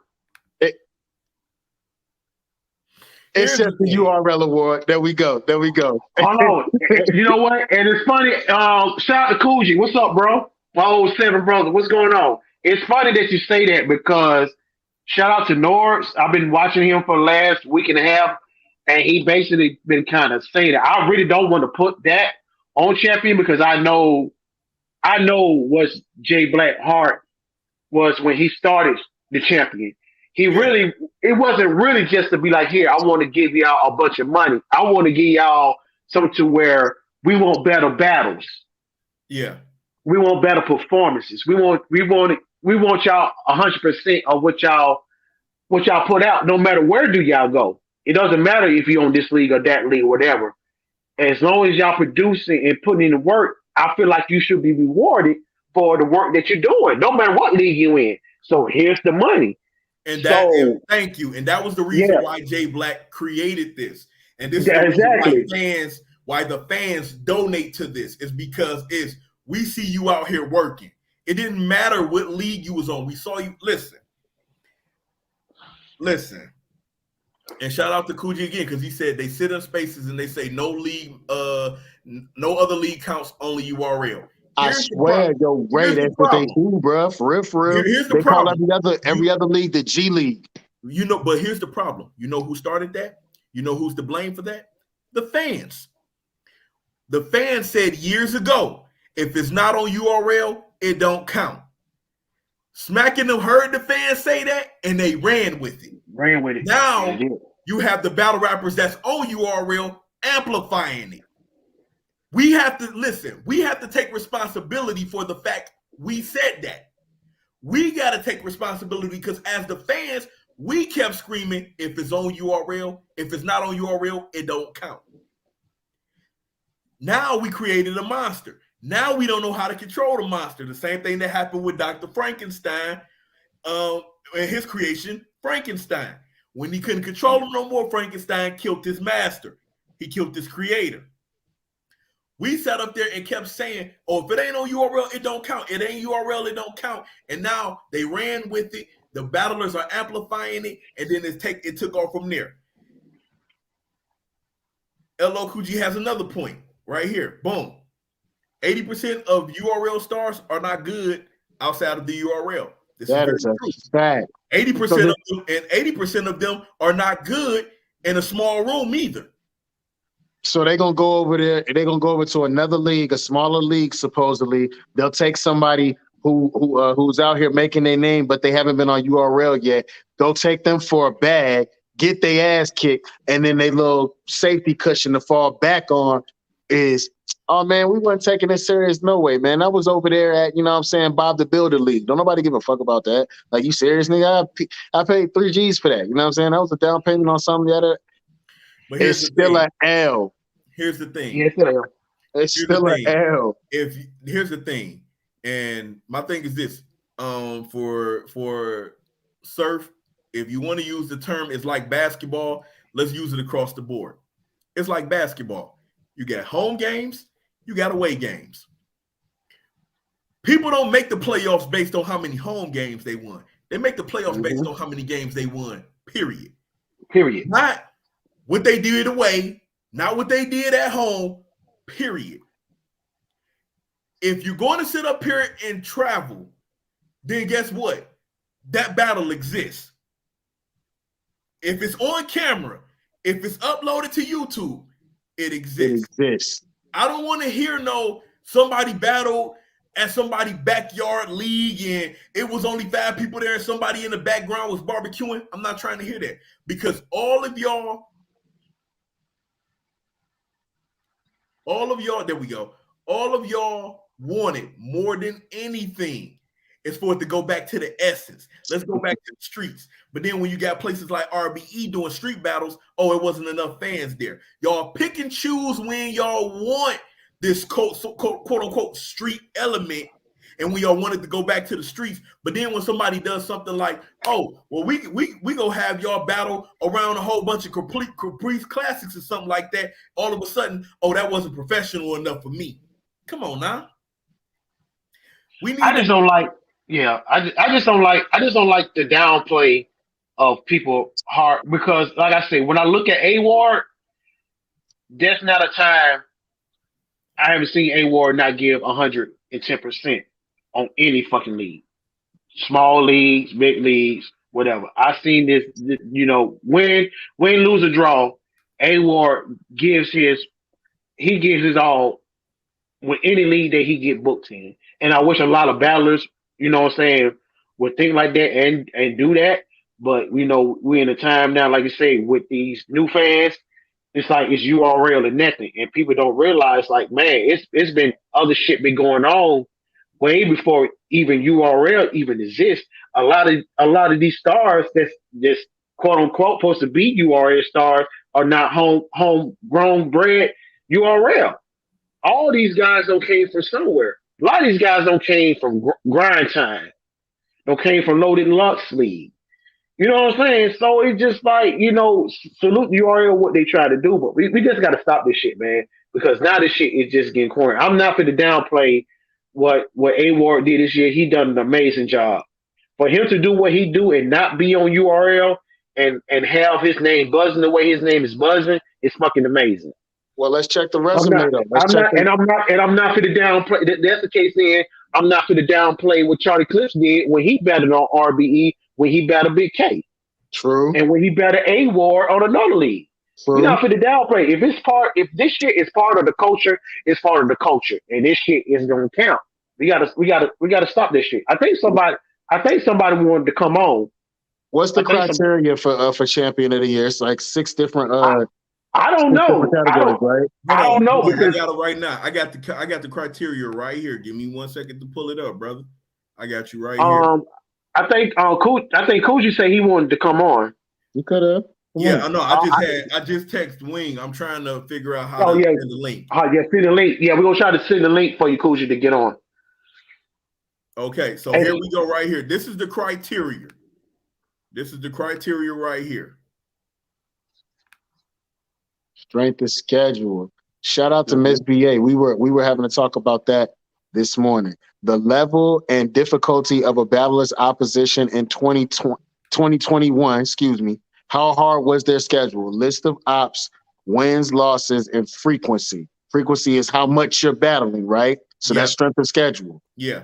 Okay, we're going to go strength of schedule. That's A-Ward. That's Geechee. That's Geechee. That's Danny Myers. Yes. That's real. Because the coach they don't forget what fucking Danny did. Before that loss from Real Sick.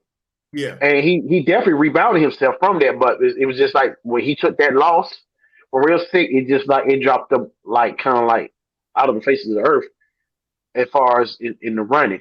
But it was a loss, yes indeed, but it ain't like he just kept on losing. Right. So you go into impact, having a strong effect on someone or something in 2021.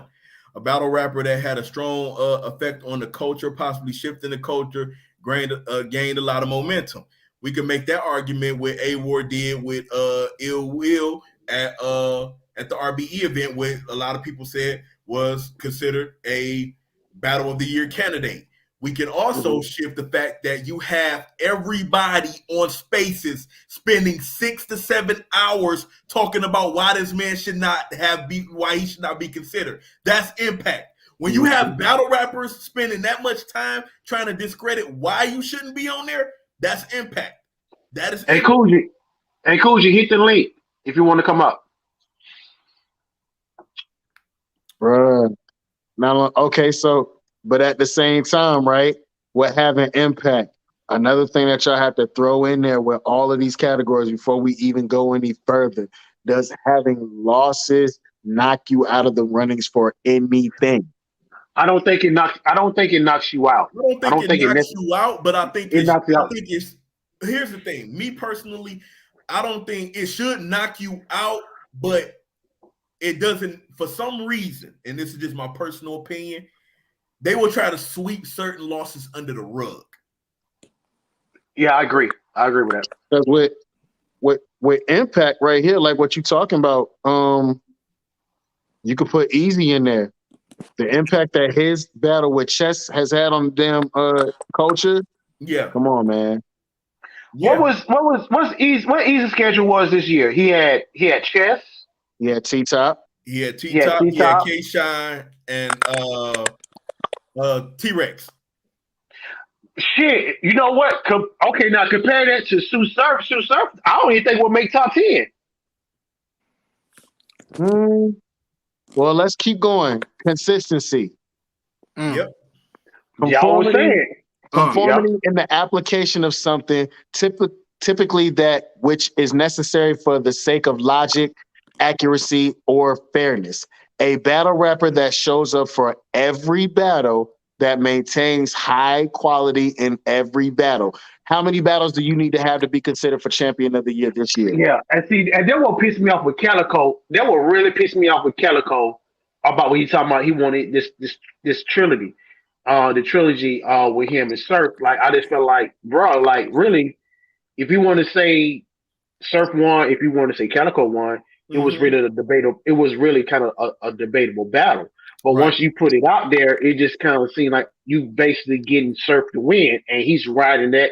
Damn, it's kind of cliche. He's riding the wave of saying, "I'm what 9-0." I don't agree with 9-0. I don't think you lost some rounds for me. You did not clearly win all 9 rounds, bro. I just don't agree with that.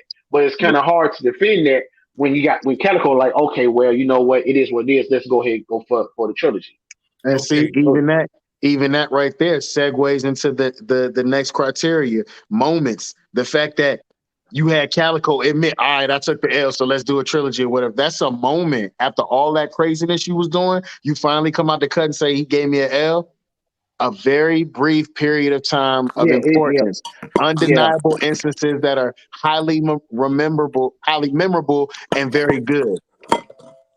Moments. I wish he didn't do that. I really wish Calico didn't do that. And usually Calico don't do that. When he feel like he wins, he won a battle, he's sticking to it. Geechee Gotti got moments Yeah. all up and through there.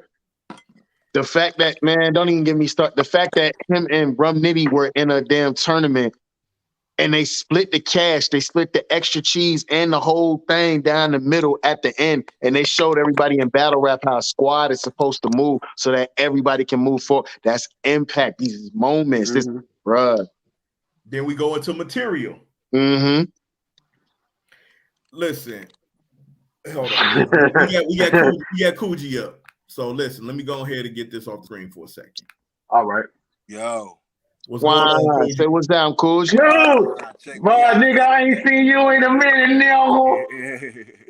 707 brother, what's good? What's good? You know, here's the thing, Coogee, because you've been in the comments and you was like, yo, A-Ward is definitely champion of the year. Speak your piece on this. Look what you just said. Like you said, what the criteria was like strength of schedule, right? Yeah. Impact. It was also who you battle, right? Too, right? Yeah. And then also it say you have to be consistent, right? Yep. Consistency, right? Yep. And they said the material far as like you can't be choking and stumbling and doing all that shit, right? Right. So why isn't fucking Geechee Gotti, A-Ward, Danny Myers, them niggas should be like top 5. Like, hey, Danny Myers lose one, so you can lose one back. Bro, Surf was only good for the like 3 last battles in the last fucking 30 days and shit. That's it. Yeah. So you telling me the Pelicans can lose all year and win 3 Watch games? your mouth. Hold up. That's my team.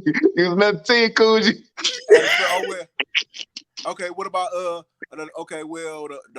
it, use the Pistons. I'm a Pistons fan, but you can use them. Hey, Detroit. Okay, Detroit. The Pistons can lose all year. They can win the last 3 games, blow the last 3 teams out, and that ain't the playoffs first seed. Fuck you know, out here. if you speaking truth. If we using basketball logic, Surf always say it's like basketball. Let's actually use basketball logic here. Right. So that's it. That means if a team, if that's the case, the last couple battles he was never in the playoffs. So that means he can be the last seed that's not even in the playoffs in Western Conference Finals. He can be all the way at the bottom and then win 3 last games and blow the teams out because you're gonna blow the teams out, right? Blow the teams out by 50, and now you number 1 seed.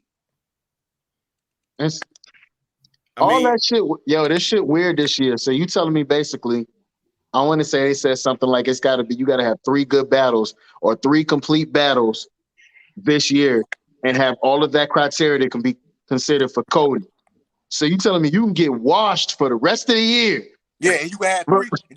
Just do your thing and 3 battles, go crazy, and just 3-0 win all basically win all 3 rounds, and then you can be damn the champion of the year now. That's crazy as fuck. Because if you look at it, Surf, his record ain't really no different than damn Charlie Clips. Yep, Charlie been only good. Charlie been only good his last couple battles. You know what I'm saying? So what we doing? Yeah. They're trying to get, in my opinion, it's looking like it's going to Geechee, right? And as well as it should, because the man does have accolades within all of those little phrases that we just mentioned or whatever. But when you mention him, you gotta put A-Ward right in there. But see, here's the thing, and this is the Got theory. to. This was a theory that me and Wing talked about behind the scenes, and I'm gonna say this again. This is what they're trying to do as far as A-Ward go. Because if A-Ward wins, or if A-Ward can land in the top 5 or top 3, you know what it tells every other battle rapper? You know what it tells LL Cool J? You know what it tells for niggas like me. Hey, yo, that's for niggas like me, independent niggas. It tells the LL Cool J's of the world. It tells everybody else you don't have to battle solely on URL to be considered to win this. So if we go back to it, because the very first champion of the year was O-Red. And O-Red got it. He was not battling on URL when O-Red won it. Yeah, I think he only had like one. I think when he only had like one against Av that year, like one battle. But that's it. You could be right. But the majority of his battles came from RBE. It was on RBE. It was on RBE. Yeah. Now, here's the thing. That's why I said I get what Surf is doing, and I'm not mad that he's doing it, but I got a problem that he's doing it. If A Ward could land in that top 5, top 3, or could win it, it changes the game again. Because it's telling everybody you don't need to solely battle on URL. That's why everybody keeps screaming if it's not on your right now. They're screaming louder that if it's not on URL, it does not count. If it's not on URL, it doesn't count. So to me, it's literally saying you're discrediting all the work everybody else putting in. Coogee, just like the next man, have to pin his shit out, got to remember his shit, and got to stand there and perform. Like you put yourself like on some real shit. Like this year, I'm on a survey for the top 20 battle rappers in the world this year. I'm number 93. Right. I'm on a survey, and I ain't battled on URL since last year. Like I didn't this year. I was in the King of the Dot tournament while battling Ill Will, while battling the Saga, while battling the Source, while MC Wars and all that shit. B Magic and all that shit. Like this year I battled B Magic, Ill Will, the Source, the Saga, Jada Nightwing, Lotta Zay, and was in the King of the Dot tournament. And all the other shit like that too. And like I said, you talking about consistency, you talking about strength of schedule, we talking about like what? Like how the battling killers. When you name, like I said, when you get the name, you do your top 10, right? You get the 11, 12, 13, 15. Bro, after that, my nigga, you can't tell me respectfully that I can't get no 19, 18, or 20 slot. Why not? Yeah. Because I ain't got a URL battle this year. Yeah. I just named, bro, you seen the Swords? I smoked it, beat the shot out of the Sword. The Sword is a legend. That don't count. Yeah, he is. The Sword is a legend. Me and the Saga was a dog fight. Niggas ain't see that shit. Me and motherfucking Ill Will. Niggas dying for the Ill Will. That ain't happen. B Magic. They dying for the Ill Will. B Magic. You see B Magic? My shit with B Magic. And I was supposed to battle JC, and it got rescheduled. I was going to have JC battle at the end of the year. So like at the end of the day, what are we doing? And I was on the card, the MC War card with the Votto versus Saigon card. I was on that card too. So it's like, what are we talking about? Like niggas be, man, you know what I'm saying, bro? Like niggas just be making excuses, bro. Like bro, if that nigga even if he get top 5, if he end up winning champion of the year, A Ward is open up the doors for a lot of people making that narrative go down the drain. Real shit. Savage, go ahead. Savage, want to pull up and get your bars off. You already know what I'm going to say. I already know. I don't even want to hear this shit. Look at him already, man. I don't want to hear this shit, bro. As soon as I touch down, they say, yo, I got the wave. I really would have had a wave as my champion of the year, even though most likely it's going to go to Geechee. But my thing is, it should be based off clear wins. And a lot of these dudes got resumes, but not clear wins. And Surf got 3 clear wins. You got niggas that you might say have better resumes, but don't have 3 clear wins. Listen. Well, I'm gonna say about that. Hold on, Ray. Well, I'm gonna say about the clear win. The only way that the only reason now that Surf got a clear win right now because Calico was basically like threw in the fucking towel and was like, okay, well, we're gonna go ahead and do a trilogy. After that shit was that battle is fucking very debatable with him and Calico. It's not clear. It's not clear. On Earth, Heaven, Earth, Wind, and Fire, all that shit. It's clear. That shit was clear. Yeah, but you see how but you know what? Yeah, you're right. But you see how it all come around, though, don't you? That shit ain't clear, though, bro.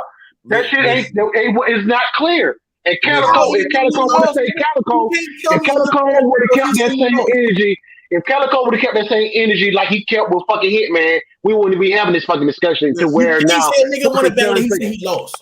Listen. That's what I'm saying. It's hard for me to defend this shit when he said it. If he would have never said the shit, it wouldn't be like a hold on. All right, so here's the thing, Shot. Let me slide it for 1 second. Go ahead. Let me take my shot. Go ahead. I'm about to keep it tall. Before Calico threw in the towel and said, forget it, let's do a trilogy, sir. Our first watch, I gave the battle to Surf. I did too. I went back and I watched that battle 2 more times. And that battle is way closer than a lot of people want to give credit for. Here's the thing. We are all prisoners of the moment. We seen Surf give 3 flawless rounds versus John without choking. Then we turn around and we get 3 more flawless rounds from Surf. You cannot tell me people was not giving him extra points because of the simple fact he showed up versus Calico. Yeah, listen. Yeah, some people might, but when you listen to it, he was dancing. He was dancing in that battle. And Coogee, you know, I got you on my top 20, Coogee, because when I posted on Twitter, you saw my joint. But yeah, if I don't, they gonna get real name Brandon this shit or 20 spot on me because he won the tournament. They probably because you already. I know NXT don't need to be on that shit. I know that. NXT's ass. NXT is ass, yo. I'm sorry. I said that out loud. Oh shit! Oh my bad. I thought I muted my bad. NXT, you talking about rum twerk? Rum twerk is ass, yo. Fuck it. I'ma say it. What's worse, NXT the battle rapper or NXT 2.0? We'll have that discussion later. We'll have a discussion later. Something wrong. Go ahead. Somebody say something, damn it. Yo, I tell you this. A Ward should be top. Look, I'm gonna tell you this. I like A Ward. He should be top 5, but he's damn sure not champion of the year. When you look at A Ward's resume, most of his battles are a lot of 1-rounders against the top competition, and then his 2 key battles that puts him up there is the Ill Will battle and the Geechee battle. Both are debatable though, so neither one of those are clear win. But here's the thing. Here's the thing. This is just me. I'm not a fan of 1-rounders either, but I can't cut a person's legs from under them if they decide to take a 1-round battle. I don't either. I can't cut their legs because hold on. Because here's the thing. We still talk about Rex versus Young Ill. We still talk about what Briz did to Loso in that 1-rounder. We still talk about K.Y. did the bad news. Yeah, so before we start discrediting 1-rounders, we still speak on those legendary 1-rounders. We still talk about what Surf did to Briggs. So that's true. So why does count? So why does 1-rounder? So if Loso would have smoked Briz in that 1 round, like would it would have counted? See, the thing is, I'm be honest. No, let me say this. The honest truth is, if Loso would have smoked Briz would have came back and said it's just practice. It don't count because I wasn't taking it serious. But every battle people always bring up. So if 1-rounders don't count, why people always bring that up, throwing Loso face then about Briz then being him in the 1 round? Because of how bad it was. So Loso can't say that don't count. Loso can say no, that don't count. Yo, Loso. But see, thing a lot of people don't know. Loso took that battle on a week's notice. Like. Loso got that, and that's what because he's a warrior. He respect. If he went in the ring, he put the gloves on. Okay, I put the gloves. I wasn't fully prepped and I got knocked out. I gotta respect that. The thing is, no one expected Briz to come with a 9-minute round on a 1 week's prep. Come on now. Yeah, I expected Briz to come with it. Yeah, I expected Briz because he's from that cloth. He come from that. He does that. He come from that cloth. Yeah. Putting up on niggas. I don't see this nigga pulling up with niggas in nigga parking lots battling. Like he come from that. So yeah, Loso took a gamble. I wouldn't have did it, but yeah, he took a big gamble with that. It wasn't, you know, that really set Loso back like a good year almost. It set Loso career back. The Bible wasn't a classic. The Bible is a classic, but it wasn't Illmatic. God damn, Briz. The classic, but it ain't Illmatic. That's but see, like, back to the Geechee point though. If you look at Geechee's resume, how many of them battles he won clear? He lost to Calico. He lost to Cal. Yep. Okay. He lost to Cal. The math battle wasn't good. But he won. Wasn't good. But he won. He won to get math. He beat Lux. Me and Savage go back. Okay, so that's a star right there. He beat Lux. He also won that tournament, technically. And I have him lose. I have him losing the A-Ward again. And I have him losing the A-Ward again. I do. Okay. I do too. Real quick, let me say something about this Lux thing, and not for this panel. This is for the fans, and this is for the battlers. Y'all gotta either pick or choose. Is Mook and Lux legends and goats, or they're not? You can't get in these interviews and say that they're trash, they're not legends, they're not goats, but then when Geechee wins, y'all say, well, Lux is worth like 5 of these other people that he lost to. You can't pick and choose. You gotta pick one side or the other. As good as Lux and Geechee, good as Lux and Mook are, it also comes down to the quality of the battle. If you beat an ass Lux, yeah, you get the credit for it, but at the same time, I don't look at it the same way. Like if you look at that Calico Lux, that Calico We're not Lux is doing way that. different than that We're Geechee. not doing that, Hold on. Savage. Nah, Hold on, this is bro. what I'm gonna say. It was a bad battle, nigga. Hold on, You I'm get gonna in say the it. ring, Hold on, good, I'm gonna bad, say it. and different. I'm gonna say It it. I'm gonna happens. say it. I'm gonna say it. I'm gonna say it. And nobody's gonna say it. And I know, Coach, you still Dot Mom, right? Yeah. Okay, well, I'm gonna have to say it. I'm sorry. Lux and Mook are not big stage battlers. They're not. They're No, they're not they're not. they're No, they're not big stage battlers. They're not. small rooms, maybe medium size. They're I agree. not big. We have to accept that as a culture. Their material, what they're trying to do right now, is not fucking working on that big But to be stage. honest, Lux got lined up. But here's the thing. Here's the thing. The reason why it's hard for me to believe that they're not big stage battlers is because we keep Savage brought it up. What did Lux do to Calico on a big stage? What did Lux do? It was in There was. Hold on, I'm gonna keep it 100. I'm gonna keep it 100 about that battle. That third round saved Lux ass. That third You mean round that saved his first ass. round? You mean that first round? No, I'm saying Lux. All first, Because people all still first. debate. Because people still debate. A lot of people, I hate to say it, people do have Calico winning that battle. I hate to say it. I've seen a lot of people. You know what I'm saying? That third saved him. Now we go with Hollow. Did we go with Hollow? You know what I'm saying? A lot of people had Hollow winning. Yeah. When he battled Arsenal, I had Arsenal. No, Ars had so much. I had Arsenal. I'm just saying. They don't translate. They don't translate. The first one or the second one? You talking about Lux and Arsenal? Nah, you just said Arsenal and Hollow. No. I'm talking about Hollow. I'm saying Lux and Hollow when they battle UW. Oh. But see, Ars be having so much filler. It's like, man, come on. It's like this. When you go back and look at that material, Ars material don't even age well. Yeah, but see, that's the thing is, Lux has great material, but it don't translate on big stages. It don't translate on big stages. But again, this goes back to my original point. You can't either they're legends and GOATs or they not. My thing is this, because you have, and I've seen this. I'm not saying none of y'all on this panel, but I've seen this, that people in other media will scream, well, Geechee Gotti is still technically ahead because he beat Lux, and Lux is like, he's a legend. He's worth about 3, 4, 5 of these battlers. Yeah, they do. Yeah, I do. We do see that. Like, wait a minute. It's like, wait a minute. Just months ago, y'all saying he's not a legend and he needs to be stripped of his legend status. But because y'all are Geechee Gotti fans, now you want to put the legendary status back over there to pull Geechee Gotti over the hump. So to me, it's like you got to pick a side. I got a question, he's Ray. a legend or he's not. Well, did they not line Lux up? They line Lux up. They brought him out to Cali. I don't think they line Lux up. Line Lux up. Listen, I'm gonna tell you why I don't think they line Lux up. It's because Verb for so long have been telling Mook and Lux, y'all need to see what it's like to battle outside of New York. So Lux knew what he was doing when he took this battle. He knew his back was against the wall. He knew he had to stand there in front of Geechee Gotti, Compton, and all of LA to fight out of that. It wasn't a lineup because Lux knew what he was doing. He either was gonna come out a scarred up warrior and a champion, or he was gonna come out a corpse. Either or.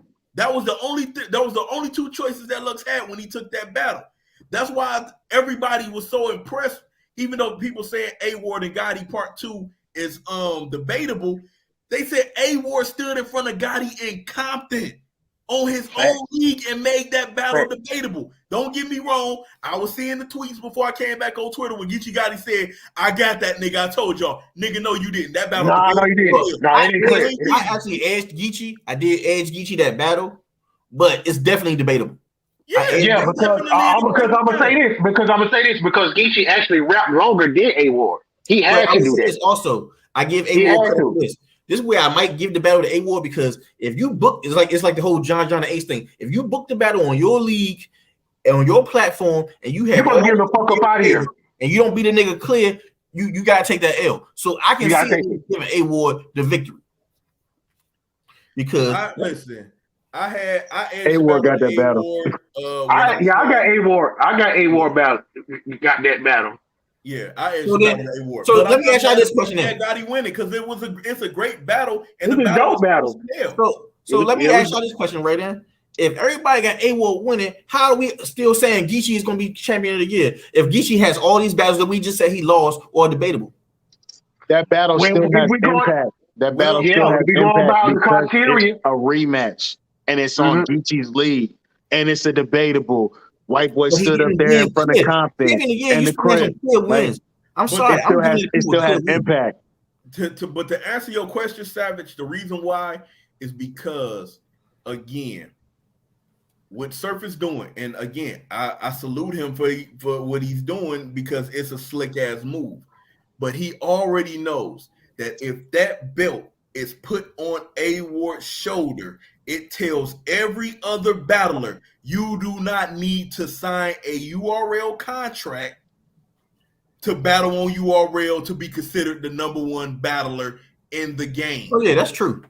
So they're going to do everything in their power. Think about this.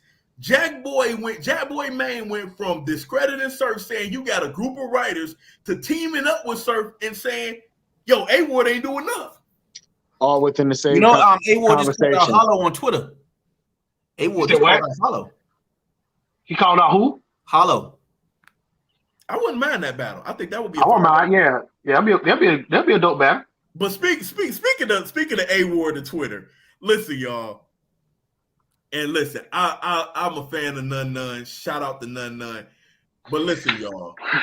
Listen, if A Ward can freestyle on the spot in a rap battle and on Twitter, y'all giving him too much time to think of a good rebuttal.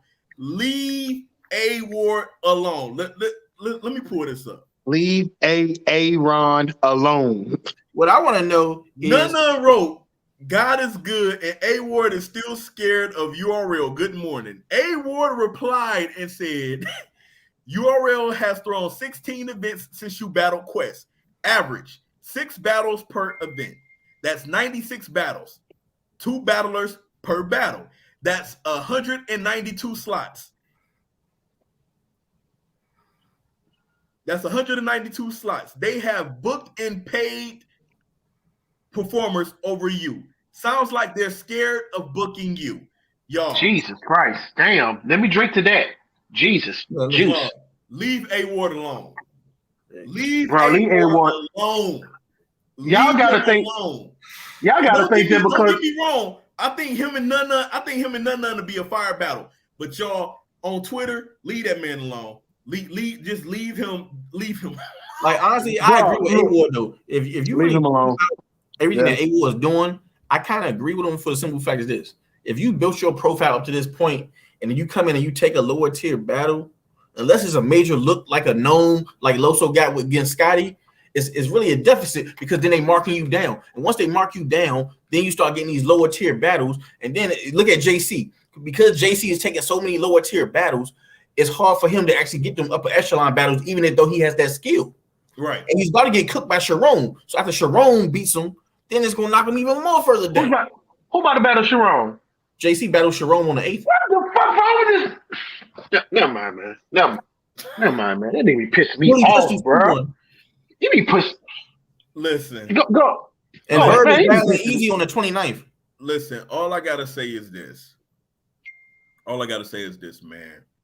JC pissed me off, man. If battle rap goes tomorrow, Jay Black will definitely be remembered for doing the right thing for these battlers and to getting fans involved.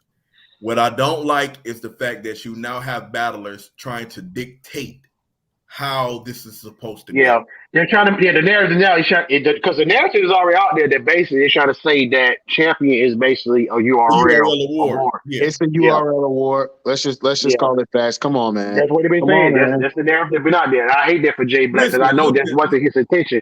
This wasn't his intention for this. Listen, it's really handicapped. It's not fair. I can't put that jacket on A Ward I can't put that jacket on Jay Black like that. I'm not ready to call it a URL award because again, Jay Black has done. Listen, when we all been following this for a long time, so we going back to when Jay Black was just making faces listening to Faces, the yeah, I'm not make a saying, reaction, yeah. I'm not saying Jay Black made it a URL award. I'm saying the culture? BRC has see, made I'm it a honest. URL award. I know. I'm telling you, like, Y'all say it's a narrative. Yeah, it's a narrative. It's definitely like that. he made it a URL award. Even Norm said that himself. Norm said that himself. That basically that's what it is. Caffeine made it a URL award. The simple fact is because URL is throwing 30 events a year. It's a difference. See, when you had the first champion of the year, that's before the caffeine deal, it was still only a few URL events. It wasn't as many. So everything was spread out, so it was even. So you could say somebody not on URL could win the award. But because you have URL throwing 30 events, it technically, even though it's not a URL award, it becomes, because if you have somebody like Geechee who can get 10 great battles versus A Ward who's not gonna be able to get them same kind of 10 battles on other platforms, it's not really fair, skewed.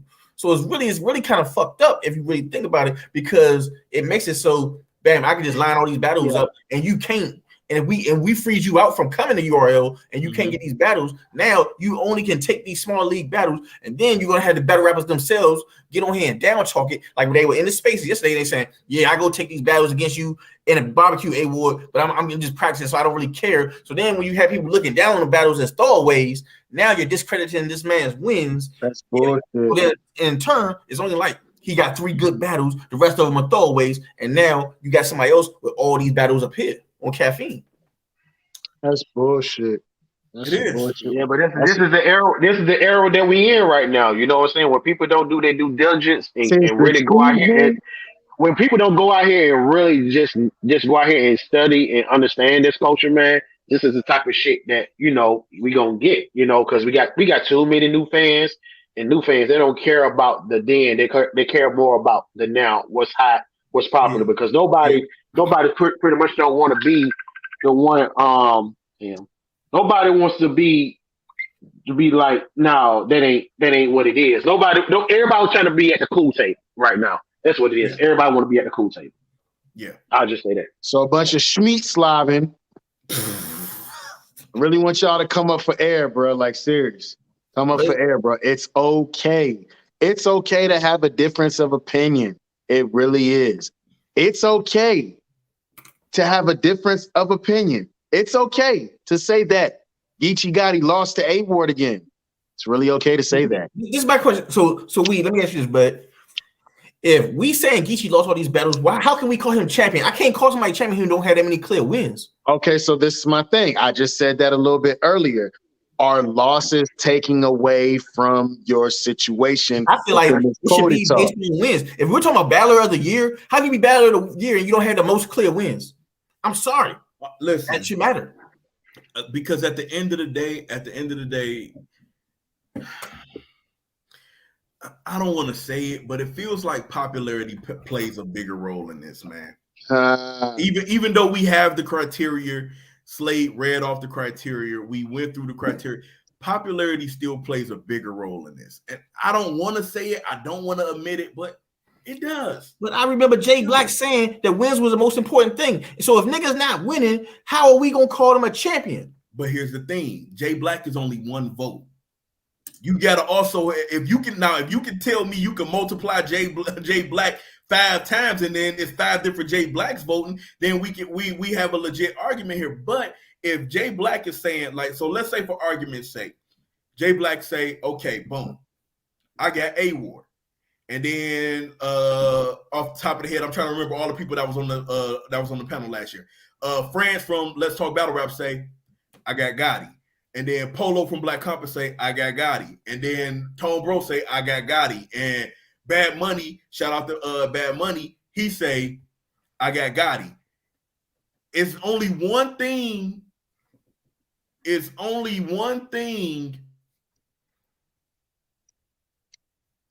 Or whatever, boom.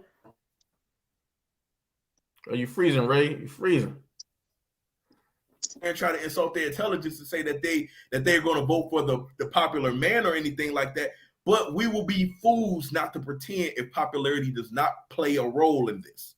Because the second year, Ill Will supposed to win champion of the year that second year. Because my thing is, how did you beat Geechee head to head and Geechee still won champion of the year? I still don't understand that. I say it to this day, the second year that Gotti won it should have went to Ill Will. I say it all the time, but or K-Shine. Yeah. Nah, if you look at K-Shine resume, that shit wasn't really great. I'm be hot. no. You talking about the first time God he won it? No, the second time. K-Shine resume wasn't that good that second year. That should have went to Ill Will, especially since Ill Will battled Geechee that year. It was I'm not gonna do that to K-Shine because even though Ill Will was killing shit, that second year, K-Shine was on a run. You could have argued for K-Shine because K-Shine didn't lose a round at all. Yeah, he was like dangerous. He's like he was J Mills and them niggas. Come on, man. That's impact, consistency. Hold on, Savage. We talking about all of that. That's what we were talking about because people did not even thinking Shine was even had a chance against him. Against J Mills? They would say he was gonna give him the fuck up out of here. During that time, it was a lot of people that was going for J Mills, and I'm gonna tell you, surely was. I won't forget that shit. I forget. They went off of what they knew J Mills from. Exactly. Yeah, and people didn't give K-Shine a chance, and he started that nigga. Because Danny Meyer said he heard J Mills rounds. That's what niggas was going off of, and we know that was some bullshit. I'll go off on that with Danny said. I still ain't got my fucking shoes from the fucking AF and B Magic battle, so I don't know. That don't fly over here. I still ain't got my shoes yet. But shout out to Danny Myers. The reason why I keep saying about that whole thing about losing is because you got to think about it. Everybody had Danny earlier this year winning champion of the year straight out. He loses to Real Sick in the fashion and in the manner that he lost to Real Sick. Mm-hmm. He's totally out of the running now. The nigga ain't even in the Perio universe no more. They don't know where Danny at no more. I haven't heard nobody mention Danny's name since. For real. He lost the Real Sick is that he quit. If he would have just choked, he should have just jersey. But him quitting, that looks so bad, especially when Smack said, go on, Shun. And I think, you know what? And I think that's where a lot of people said that's what made them mad the most. Is that because Danny is a warrior. Yeah, because usually Danny is a warrior. He just tried to power through it. But prior to that, if we being honest, because, you know, Savage, he said, yo, Surf won, got 9 straight rounds. Surf is 9-0. If we being honest, Danny up until that Real Sick battle was 12-0. But we also gotta look at quality of wins. I look at the wins and the quality of the wins / opponent. If you beating drugs, and I ain't trying to make it a thing, but if you beating the drugs is not the same as beating a John or a Calico. I got a rebuttal for that. I have a rebuttal for that. Because let's be completely honest.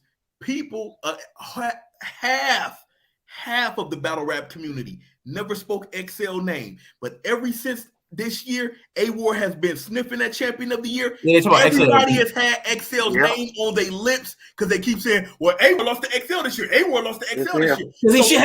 Wait, hold on. It's not about the quality wins, because if drugs would have smoked Danny Myers, people would have been talking about it. So we pick and choose. If Danny Myers beats drugs, he was supposed to. If drugs beats Danny Myers, it's the greatest thing that ever happened. It's like this. You get credit for the win, but it's not the same level. We gotta keep it real. It ain't the same. Dude, hold on, man. Listen, Clean Paper said one of the realest. Travis, you sound like you be in them spaces for real, bro. You are some bullshit today. I think he in those spaces for bullshit today. Clean was live with Caps. He said one of the realest things. He said, bro, you cannot determine whatever that man doodle on that pen, how his rounds is gonna come out. Only thing you can do is prepare the best way you can. We need to stop pretending like, listen, we know that Toledo, Ohio football team can't do nothing with Alabama. We know that. But what we don't know is if somebody was to stand in front of somebody at a certain time when they pinning their bars together, how they might get them. Let's be completely honest. Easy been smoking stuff, but let's not pretend like Easy didn't lose the Clean Paper. Yeah. Let's not pretend like that never happened. So it don't matter. It literally don't matter. It's all about how you write and what you preparing for that opponent right there. Because think about it. We can sit up here and say all the things we can about LL Cool J, and then next year LL Cool J could end up smoking somebody from the top 10. Mm-hmm. if you actually, I don't know if you seen my list right because I had it a couple weeks ago before you got back on Twitter, but I actually had Coogee in my top 20 because I look at all battles. I look at all battles outside of just URL battles. Like, so I had different people because I was arguing with people because they're like, you got C3 on your list, and I was like, yeah, I got C3 on my list. Hell yeah, C3 should be on the list. On my list just because they all battle on URL. When you gotta look at I was on the women's panel. That's what I'm talking about. Yeah. Oh shit. He froze. Ray froze. Yeah, because honestly, when niggas talking about since people talking about Vixen, on the women's panel, but I got C3. But I C3. Yeah. I got C3 low key. C3 beat Vixen. That's a different subject.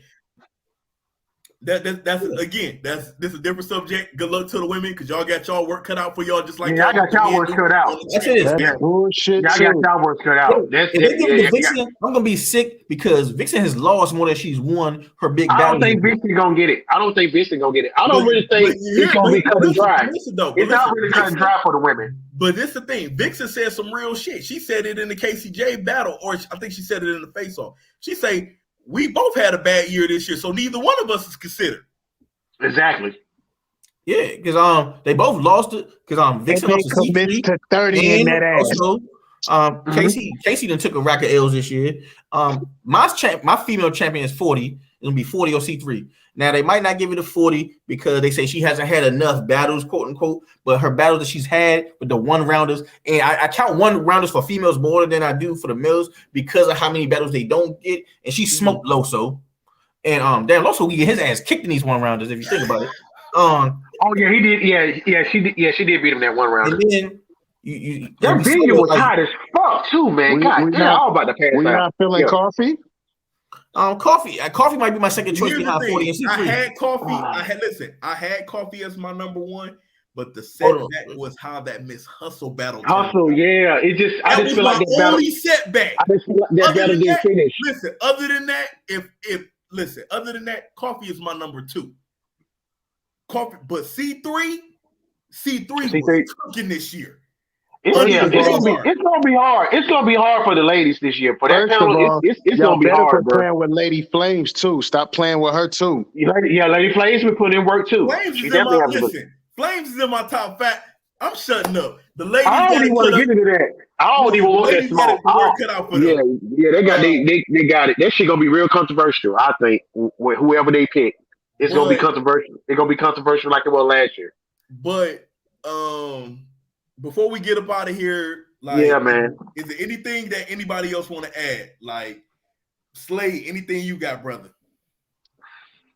Man, you mean as far as like what we might possibly have coming down the pipe for next year, or any other thoughts on this? What's up? I mean, either or, bro. Either or. This is your final words, man.